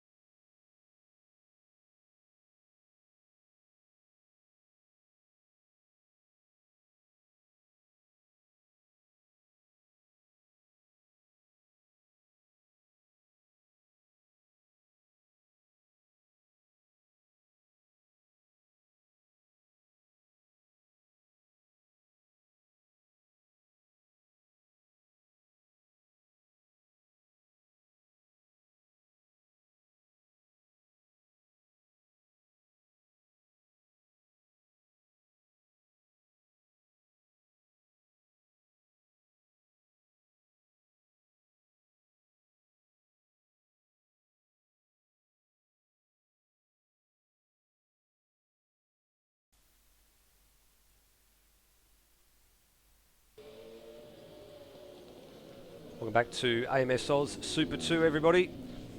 Just waiting for the warm-up session to tick over, which we expect it will in about 2 minutes' time. We've just parked our camera down here at turn number 1 just to see some of the drivers on their flying laps during warm-up.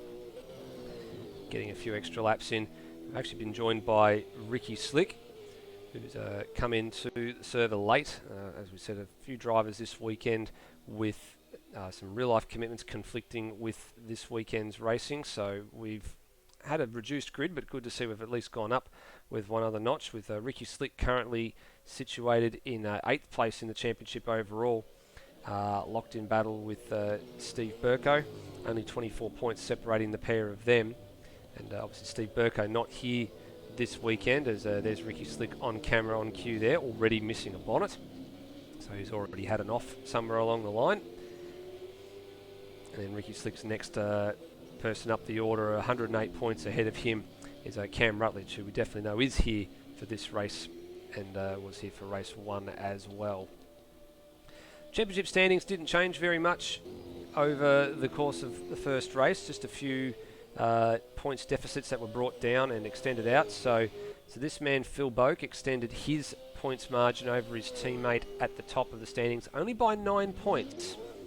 Such as the difference in where the points pay for between 2nd and 3rd place, just a 9-point deficit.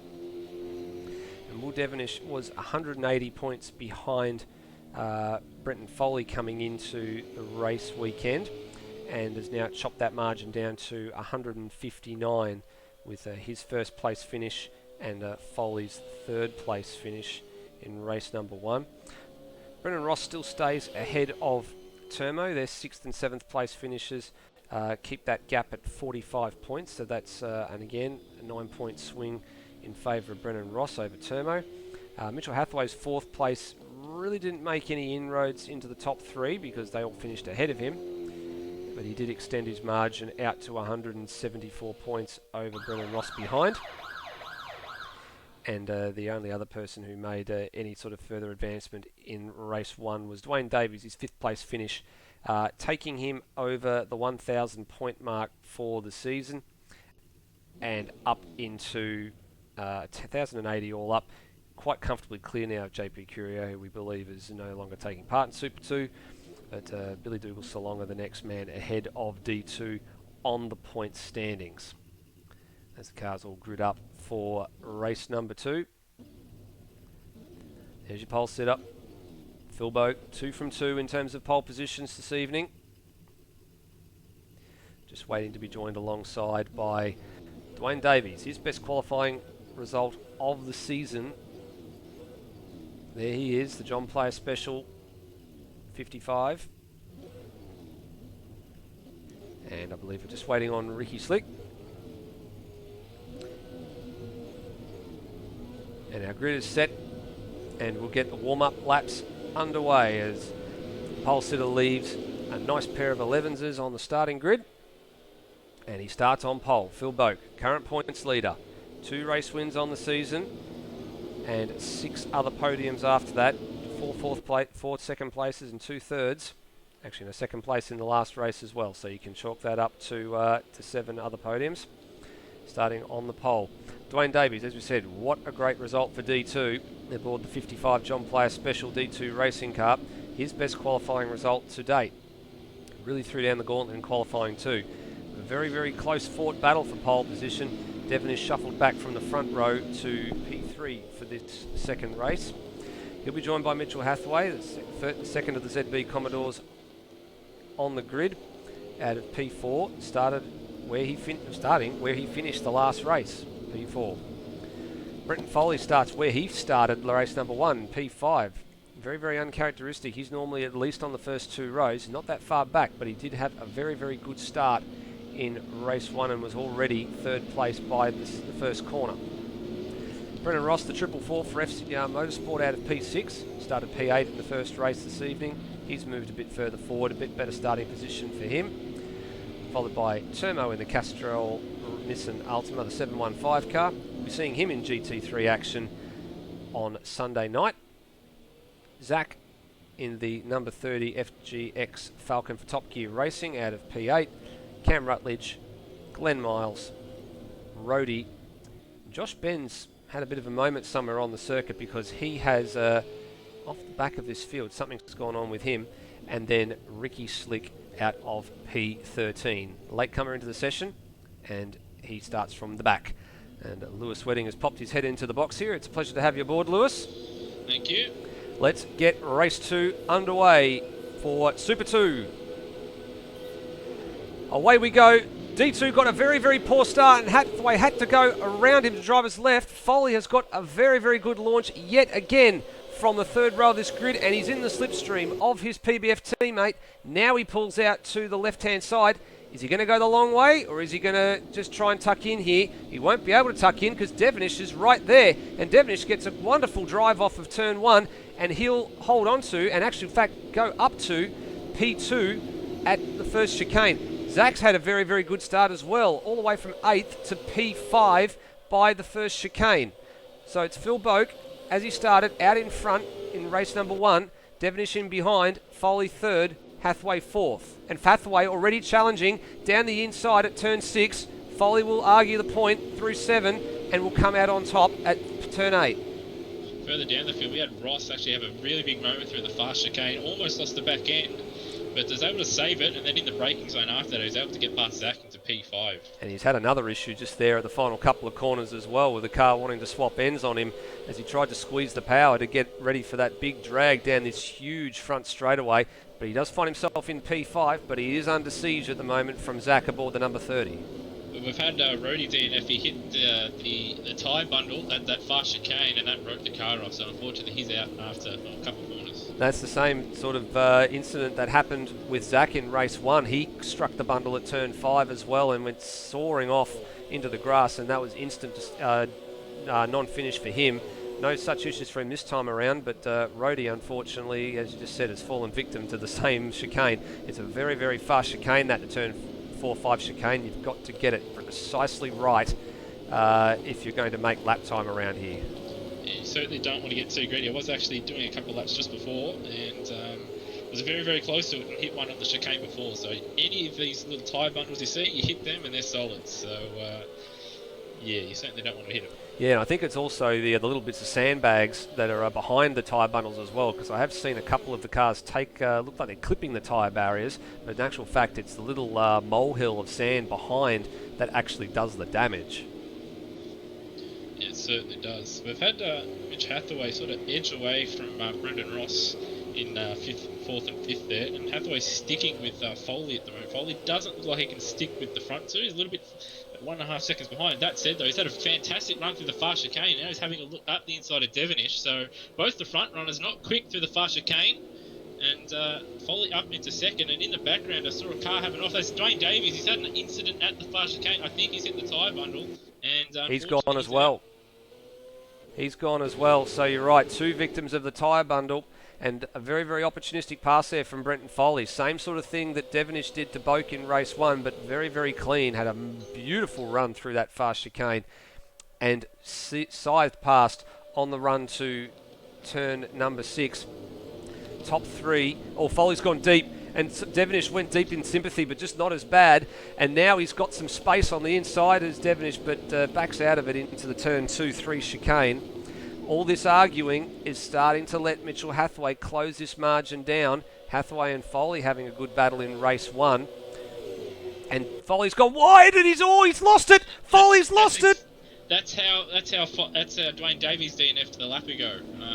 He lost the rear end coming through that chicane over the curb and into the barrier. He ripped the wheel off though. Foley though, I think he'll probably have some damage, but it remains to be seen how bad it is. Yeah, that was very, very worrying for Brenton Foley. Have a look at this. Here it is on the replay. Didn't actually take too much curb, but just got too far out on the grass, and he needed to get out of the throttle, and he didn't, and that's what sent the car around. Thankfully, coming onto the circuit between Boak and Devonish and coming to rest just off the left-hand side there at turn 7. That is a very, very hair-raising moment for the defending champ. Yeah, as soon as that, I think it was his left rear, when all 4 of his tyres were off and he was still on the throttle, he sort of had a little bit of a jump, and that was around she went. But he was smart enough to know He was completely out of control at the next corner. Instead of trying to take it and possibly wiping out his teammate Will Devonish, he just cut it massively and avoided any further carnage. Yeah, very, very smart driving from Foley, but he's dropped all the way down to 10th now, and he is carrying some big damage. You can see the huge trail of smoke coming from the back of that car. So bodywork damage, there'll be brake damage, there'll be all sorts of dramas for that car now. And I guess he's just going to try and probably limp it home here and just pick up some points, because the last thing he wants to do is not finish this race and then have a huge chunk of points taken out of him by Will Devonish behind it. He's coming in. Yes, I see smoke, and I don't know if that's engine related and he's overheated, or if that's actually a flat. I think it's his engine, so he might actually have to turn his car off at his pit stop, otherwise he might blow an engine with overheating. We'll wait to see what happens to Foley. So he's down to the 40k limit in the pit lane now. It seems like an eternity in this lane. And you can just see him there. He's weaving left and right, just checking to see what the steering's doing in that car, because he did pancake the wall at sort of a very, very shallow angle. And he's just trying to see if he's actually going to be able to continue here. He's actually dropped behind Glenn Miles now. And Phil Boak, meanwhile, out in front. 2-second advantage. So he's decided, I want to press on with this rather early. I don't want Will to stick with me and try and pull a move on me somewhere along the course. And already 6 laps in, he's got a 2.1 second advantage now and storming away at the head of this field. Both of them nearly identical lap times, so that battling between Devonish and Foley really has gifted Boak a nice little lead. And around this circuit, it is difficult to make up a lot of time between closely fought runners. So it's going to be difficult from here, barring a couple of mistakes or perhaps, Boak's rear tyres going off, for Devonish to really close that down, because 2.1 seconds around this track is a lot. It is a big, big amount, and that's a testament, as you say, to what qualifying was in just a few moments ago. The top couple of drivers only separated by about 0.4 of a second in terms of lap time, and even in race 1, Foley was quicker a bit further down the field than the top two when they were battling away, but he was 6 seconds in arrears, and being 2 or 3/10 of a second quicker with only a handful of laps remaining on the board, it's not enough time to find and close that margin down in any great rate. As we can see, Devonish pulling off. Foley's pulling off at the, I think it's the end of the straight. He's pulling off and retiring, I think. Yeah, that's turn 1 for Brenton Foley. So has he just come out of the pits and was going to the replay here? Yeah, he's come out of the pits and still emitting smoke. And yeah, straight off at turn number 1, and that's terminal. He is out of this race. That is the first retirement for Brenton Foley that has not been an internet-related drama this year, and that is a huge gap that is going to emerge in his championship challenge. His teammate is currently set to extend his margin out by 150 more points if it stays the way that it is. He's already 81 ahead, having increased it to from 72 to 81, as Josh Ben's coming into the pits as well. So the PBF car's in the wars. But if Phil Boak stays where he is, that margin is going to blow out to over 200 points, and we're about to hit the real challenging races coming up later on for the final third of the year in the longer format feature and endurance races. Yeah, I think for Foley now, he'll sort of be pulling, even though it's against his teammate, he'll probably be hoping, championship-wise, that Devonish can close down Phil Boak. He was quicker on that last lap, but in the first sector this time out, he's actually lost a couple of tenths. But that gap from a lap and a half ago is down by about 3 or 4 tenths. Well, Boak put 2 tyres on the grass there as well, similar to what Foley did, but just not as bad. We have seen a couple of cars been able to get away with that all night long, just dropping a couple of tyres on the outside of turn 5, but being smart enough to just feather the throttle slightly and wait till the car gets back onto the black stuff before they put the foot back down again. Devonish had taken the margin down to about 1.6. It's now out to about 1.8 at the last timing intermediate. 57.0 for Boak that time around, 57.2 for Devonish, so it goes back out to 1.8. This promotes Hathaway into P3 with Foley's retirement, and then Brendan Ross has moved up 2 spots as well. So this is a good result for Brendan Ross in his pursuit of Mitchell Hathaway. He's still behind him though, as Hathaway looks like he's gone a bit deep there at turn 1. But Brendan Ross really needs to finish ahead of Hathaway to try and mount a serious challenge toward the back end of this championship. You're just looking at the gaps at the moment. Boak 10th faster in the first sector. So he may have just made a little slight mistake in that first sector last time, or on the last lap just to obviously close that gap in between the two. But on this lap, once again in the second sector, again another tenth faster and just eking away. Further down, obviously Hathaway sort of out on his own at the moment. Ross has just eked away from Zach, but Zach's now coming under a bit of a threat from Turmo behind. Yeah, Turmo's having a much better run than he did in race number 1, and so too Zach. Obviously Zach retiring on the first lap of race number 1 this evening.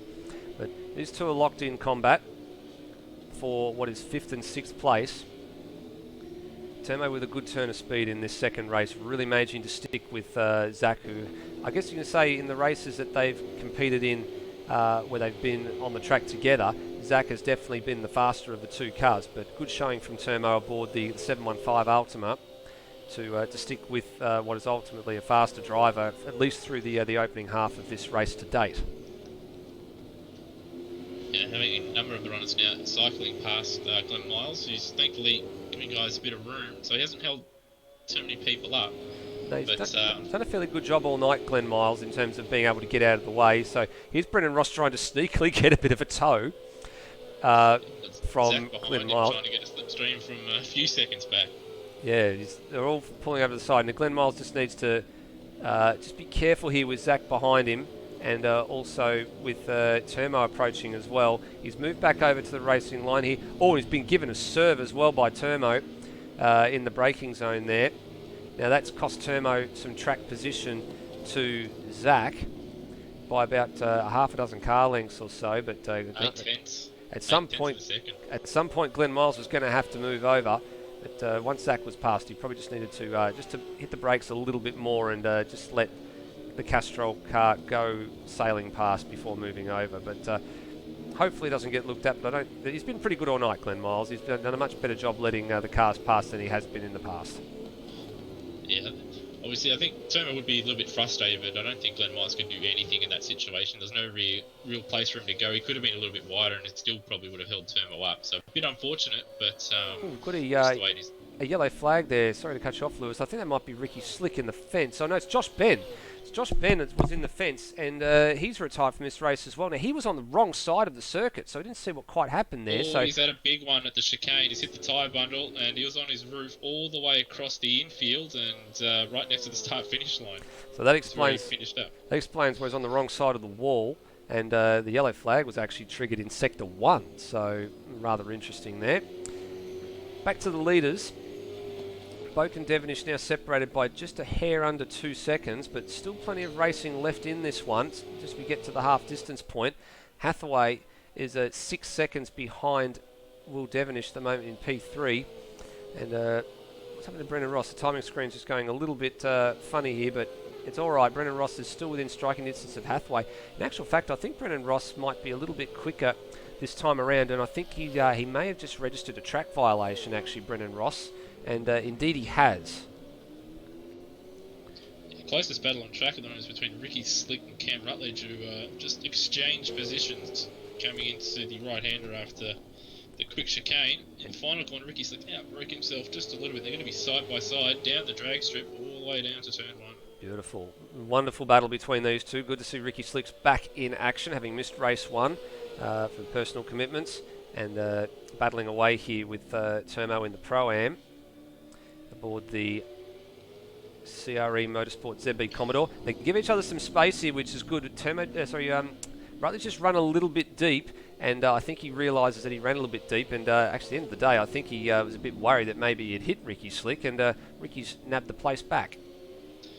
And also just looking at the live timing at the front, I think Will Devonish has made a mistake, because the gap obviously was about 2.2 seconds there. Going back on the replay, Devonish has outbroke himself into turn 1, and ran a little bit wide, ran on the grass. Not too bad, but certainly not helping his chances of trying to close the infield work in front. Yeah, you're right. That Sector 1 time stands out like dog's balls. It was a 23.2 compared to Boak's low 21, so that's where the mistake came. And as you said, at turn 1, very, very easy spot to outbrake yourself at turn 1 here at Calder Park. Very, very high speed approach. Multiple lines available through turn 1. We're seeing most of the drivers this race session. We've got Hathaway around. Hathaway spun it, coming out of the right-hander after the quick chicane. There you go, and he's surrendered 3rd place and 4th place already very, very quickly. So We'll bring this up on the replay and see where this all went wrong for Mitchell Hathaway. Here it is. It was okay through the high-speed chicane at 4 and 5. What did he do here on the approach down to turn number 6? Just outbroke himself, got a little bit too deep. The left-hand side tyres on the grass and a little half spin there, but that's all the invitation that was necessary for Brendan Ross to move up to P3 and Zach to move up to P4. Yeah, these guys don't need much encouragement to not only just flick it sideways, but to spin. So to get it on the grass after you've sort of had a little bit of a mistake there, it's the worst time to sort of completely gas it up, which is what he's done. It sends him around. It's going to be interesting now. Oh, is Ross very quick through the chicane, almost loses the back end. He's been sideways through there all... Turmo's had a moment as well behind them. Big moment for Turmo. He just overcorrected as the back end wanted to step away. He's kept it out from going to the fence, but that was a very, very high-speed moment for Turmo. Well, we've got Ross wide as well at the final corner, and that's going to give Zach a fantastic run into turn 1. And with the slipstream, I reckon Hathaway won't be too far away either.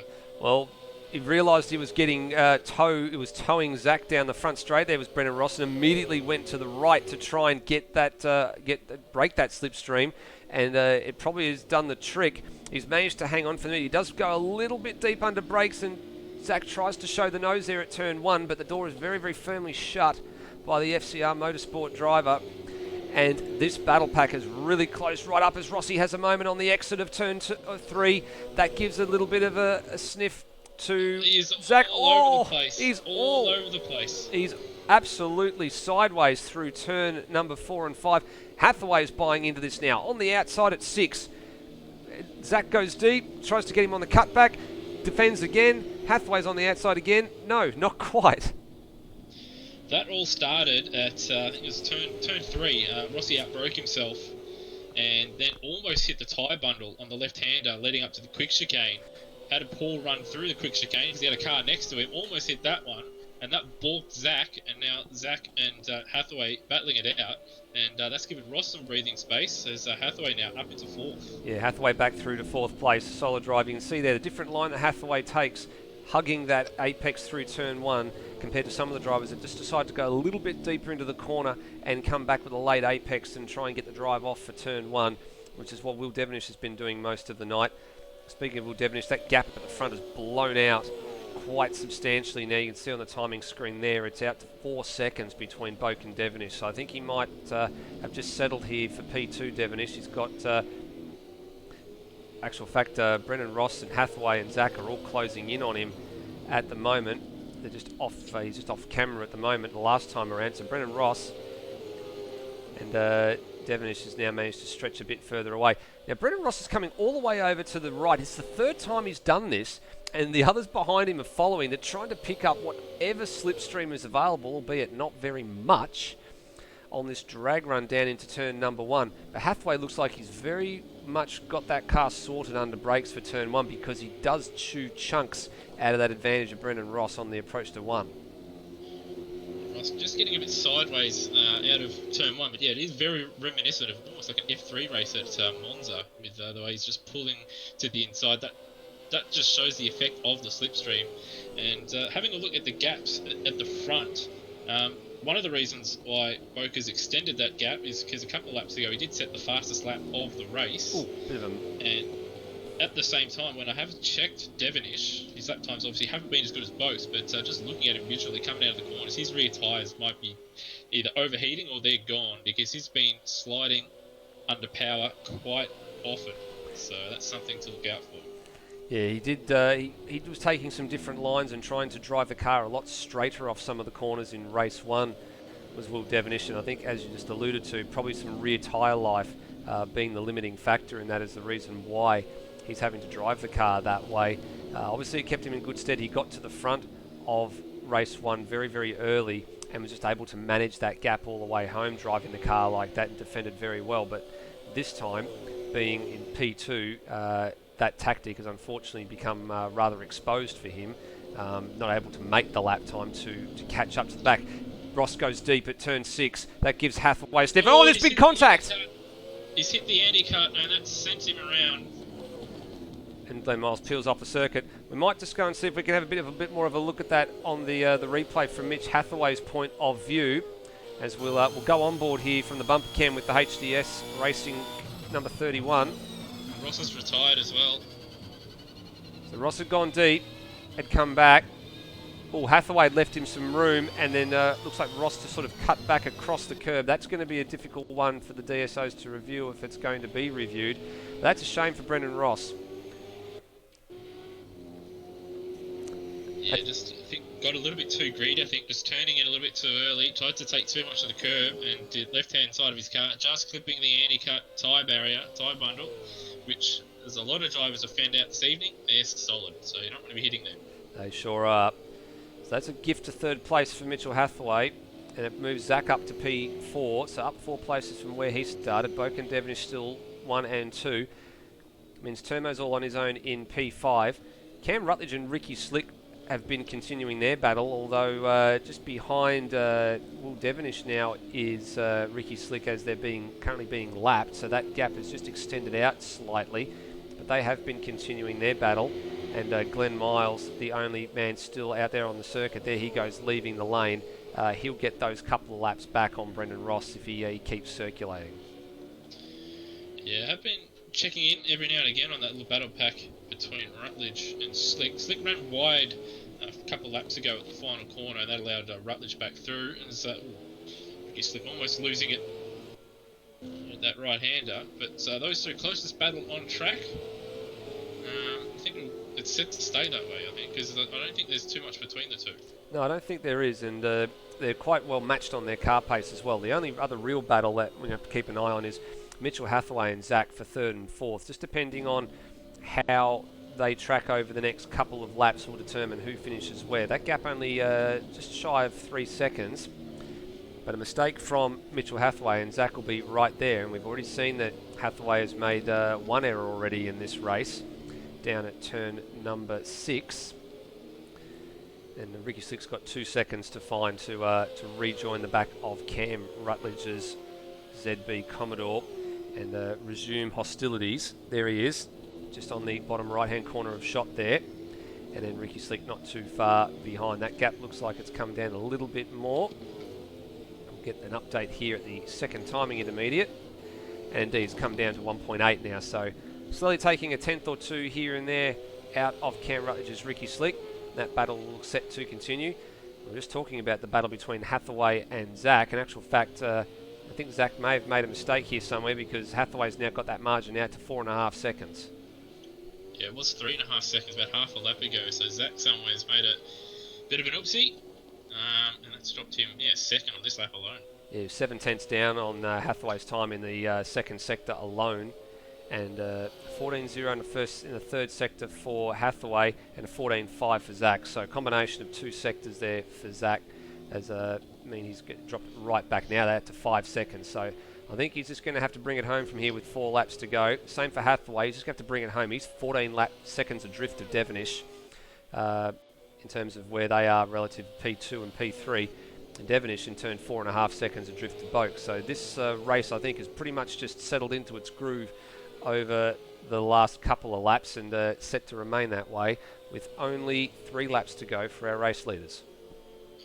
Yeah, it's still Ricky Slick and Rutledge. Closest battle on track, 1.2 seconds, now 1.1 seconds. So Slick is eking closer, but not quite close enough to make a move into turn 1. Termo's been a little bit quicker than Zach, but I think Termo himself has been having a couple of troubles, because with Zach's little errors that he's been having, he's not closed up as much as what you'd think. So gaps are sort of stabilised. On that last lap, it looked like Boak had lost a second to Devonish, because the gap was out over 5 seconds. It's now 4.5. Well, hopefully he's not coasting this early. But you're right about Zach and Termo. That just swinging a little bit in favour of Termo. But if it wasn't for that off out of the turn 4-5 chicane, Termo would have been probably right with Zach. He was still hanging on to the back of him, but given the indiscretion that he and Mitch Hathaway have had over the course of this race, those little minor ones, Termo could have been right there if not for that incident at turn 4 and 5.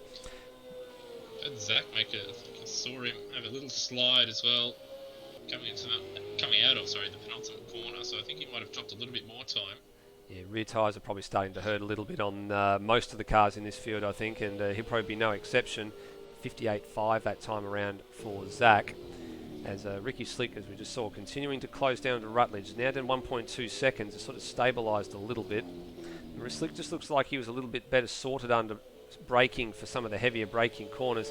And he's really following a lot closer now, down to 1.1. Now he's getting the slipstream from the back of Cam Rutledge's car, and he's right with him now. So this is going to be a very, very close finish between these two. They've got 2 laps to run.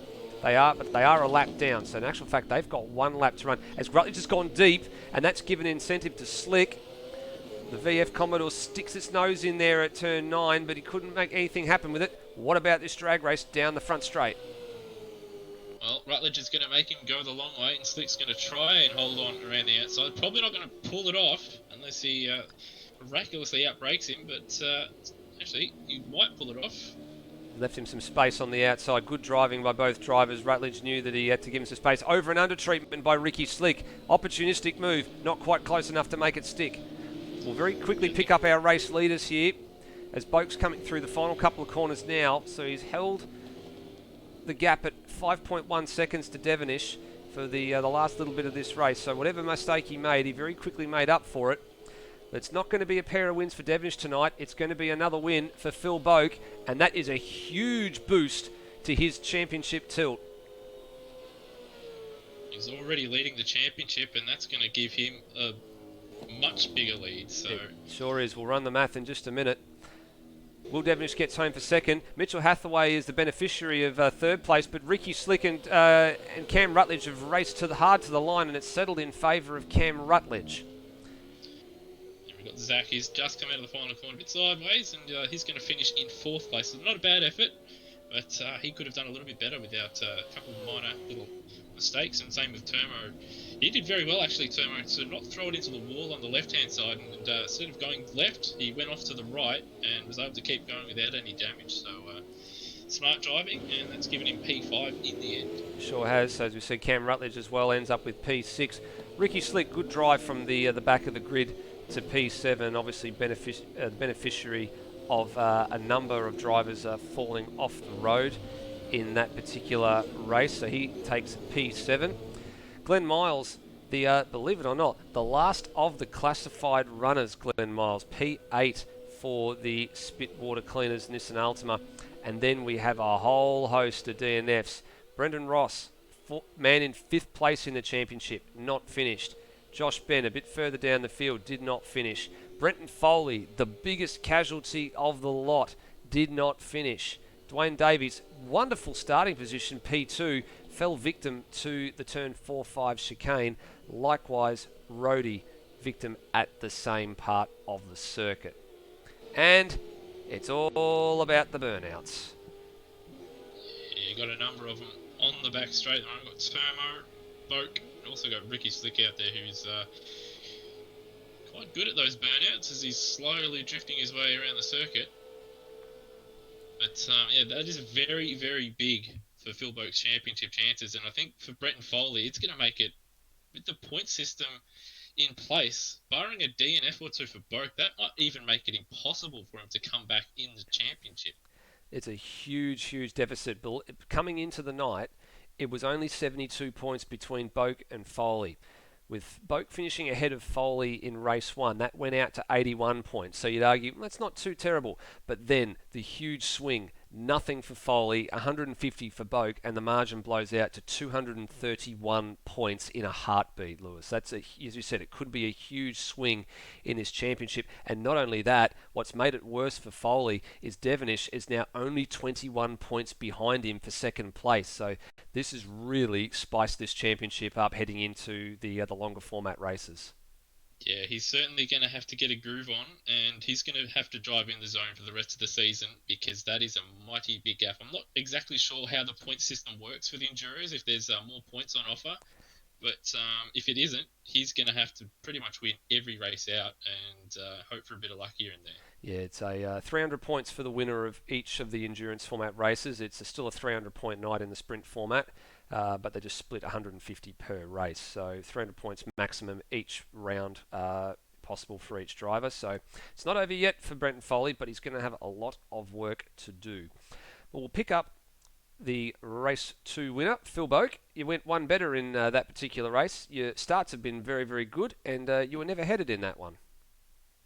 No, it was a good race. Actually, these 2 races, my starts haven't been that great, but I got away with it. Foley killed me in that one. His start was really good. But no, got to the lead. I did have a little moment out of turn 3, I think it is, where I got a bit sideways and got caught up. Apologies to Will because there was a little bit of an awkward moment going into that chicane on the back straight. But otherwise, car was a dream. Really good. Yeah, you're certainly right about Brenton Foley. His starts were absolutely mega from the third row of the grid on both occasions tonight. You managed to get away okay at the front and managed to hold your own at the start of both races. Obviously, Will got past you at race 1, but you managed to hold him off in race 2, and the end of the margin at the end of the race at 5 seconds, probably a bit flattering in the end, and you just sort of got into the groove and drove away from Will at the end of it all. I guess a few mistakes from Will here and there sort of certainly helped the cause, but you've built yourself another little buffer here at the head of the championship table heading into the longer format races.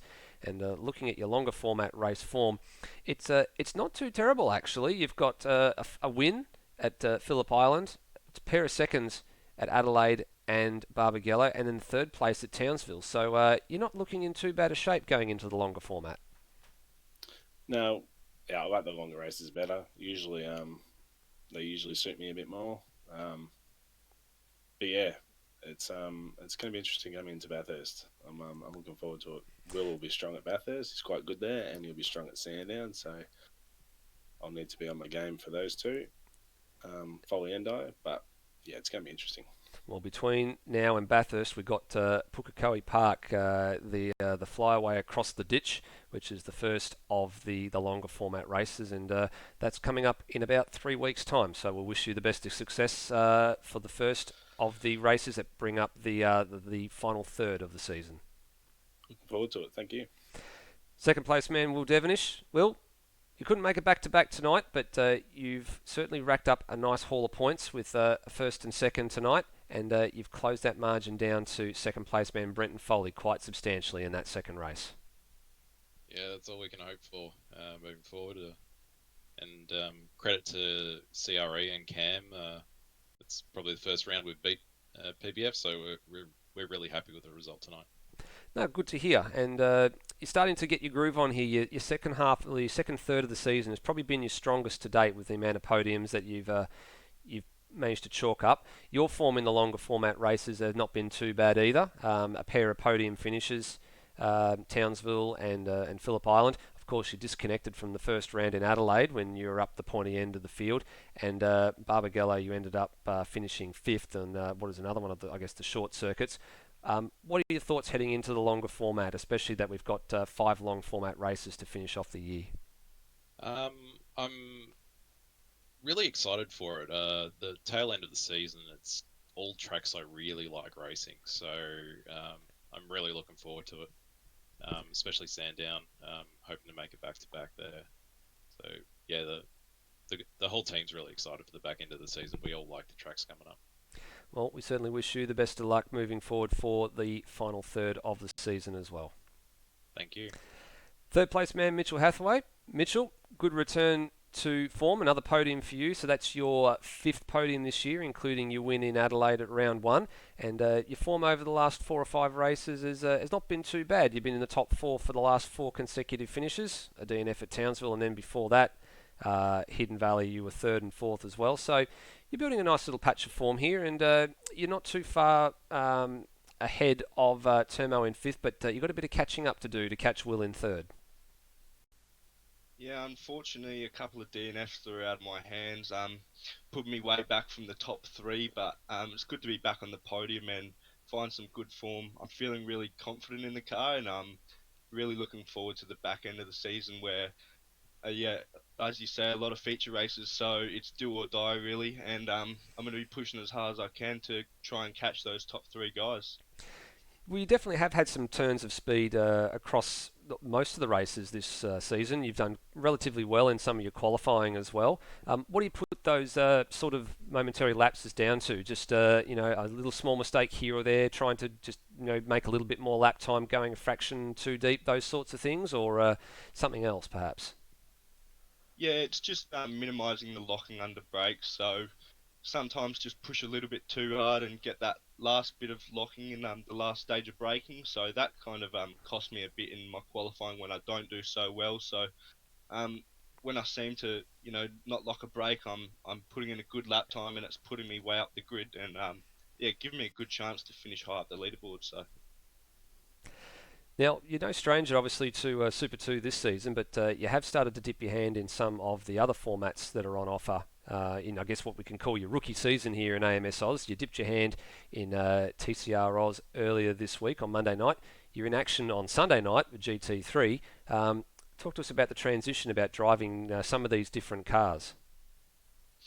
Oh, well, TCR was a bit of a challenge. It was actually my first time driving the car on Monday night, so I had to really adapt quickly. And as you saw, there was quite a big field and very action-packed racing. So it's good to be in different series and not just driving the V8. I'm loving my time in Automobilista Australia. So it's been a very busy week. And again, as you said, GT3 starting on Sunday night. So it's good to be in a different car. So I'm looking forward to it.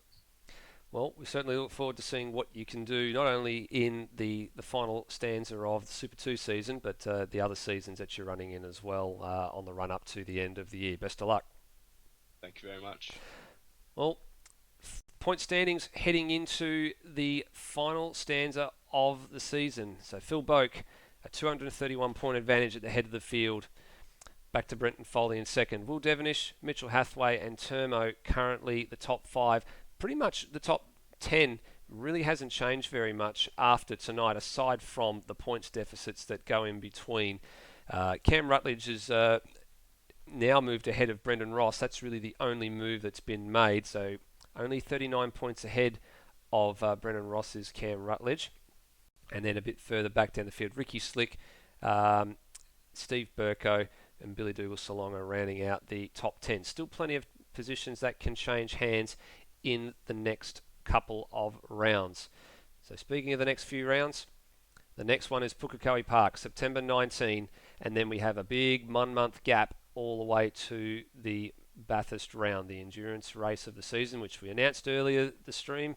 That is going to be a two session format. So the 10th of October will be the qualifying and top 10 shootout, and the race on the 17th.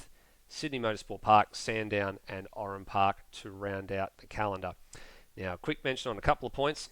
Sandown is set to be a retro round, so you will see some retro liveries coming up on that November 14th calendar slot there. And we also are hearing word that with some of the great work that Anthony Birch has done getting the Ford Mustang up for the supercars, that is going to become available in the next few weeks for some of the Ford runners in the Super 2 field that wish to make the switch from the FGX to the Mustang. They'll have an opportunity to do that between a couple of rounds in the next few weeks. Lewis, what do you make of, I know you only saw the second race tonight, but what do you make of what I guess could be a championship defining round? Yeah, took the words out of my mouth there. I think that's it's a championship-defining race. That one, that error from Brenton Foley, I think it's really going to set him back. And with only single race formats for the rest of the season, 300 points for each round, I believe. So that's how many rounds we got? We've got five rounds left. Yeah, and he's almost 2 wins behind. He's going to need to pretty much win out. And for Phil Boak, all he's got to do really is just finish. If he finishes pretty much most races, we'll see a new champion.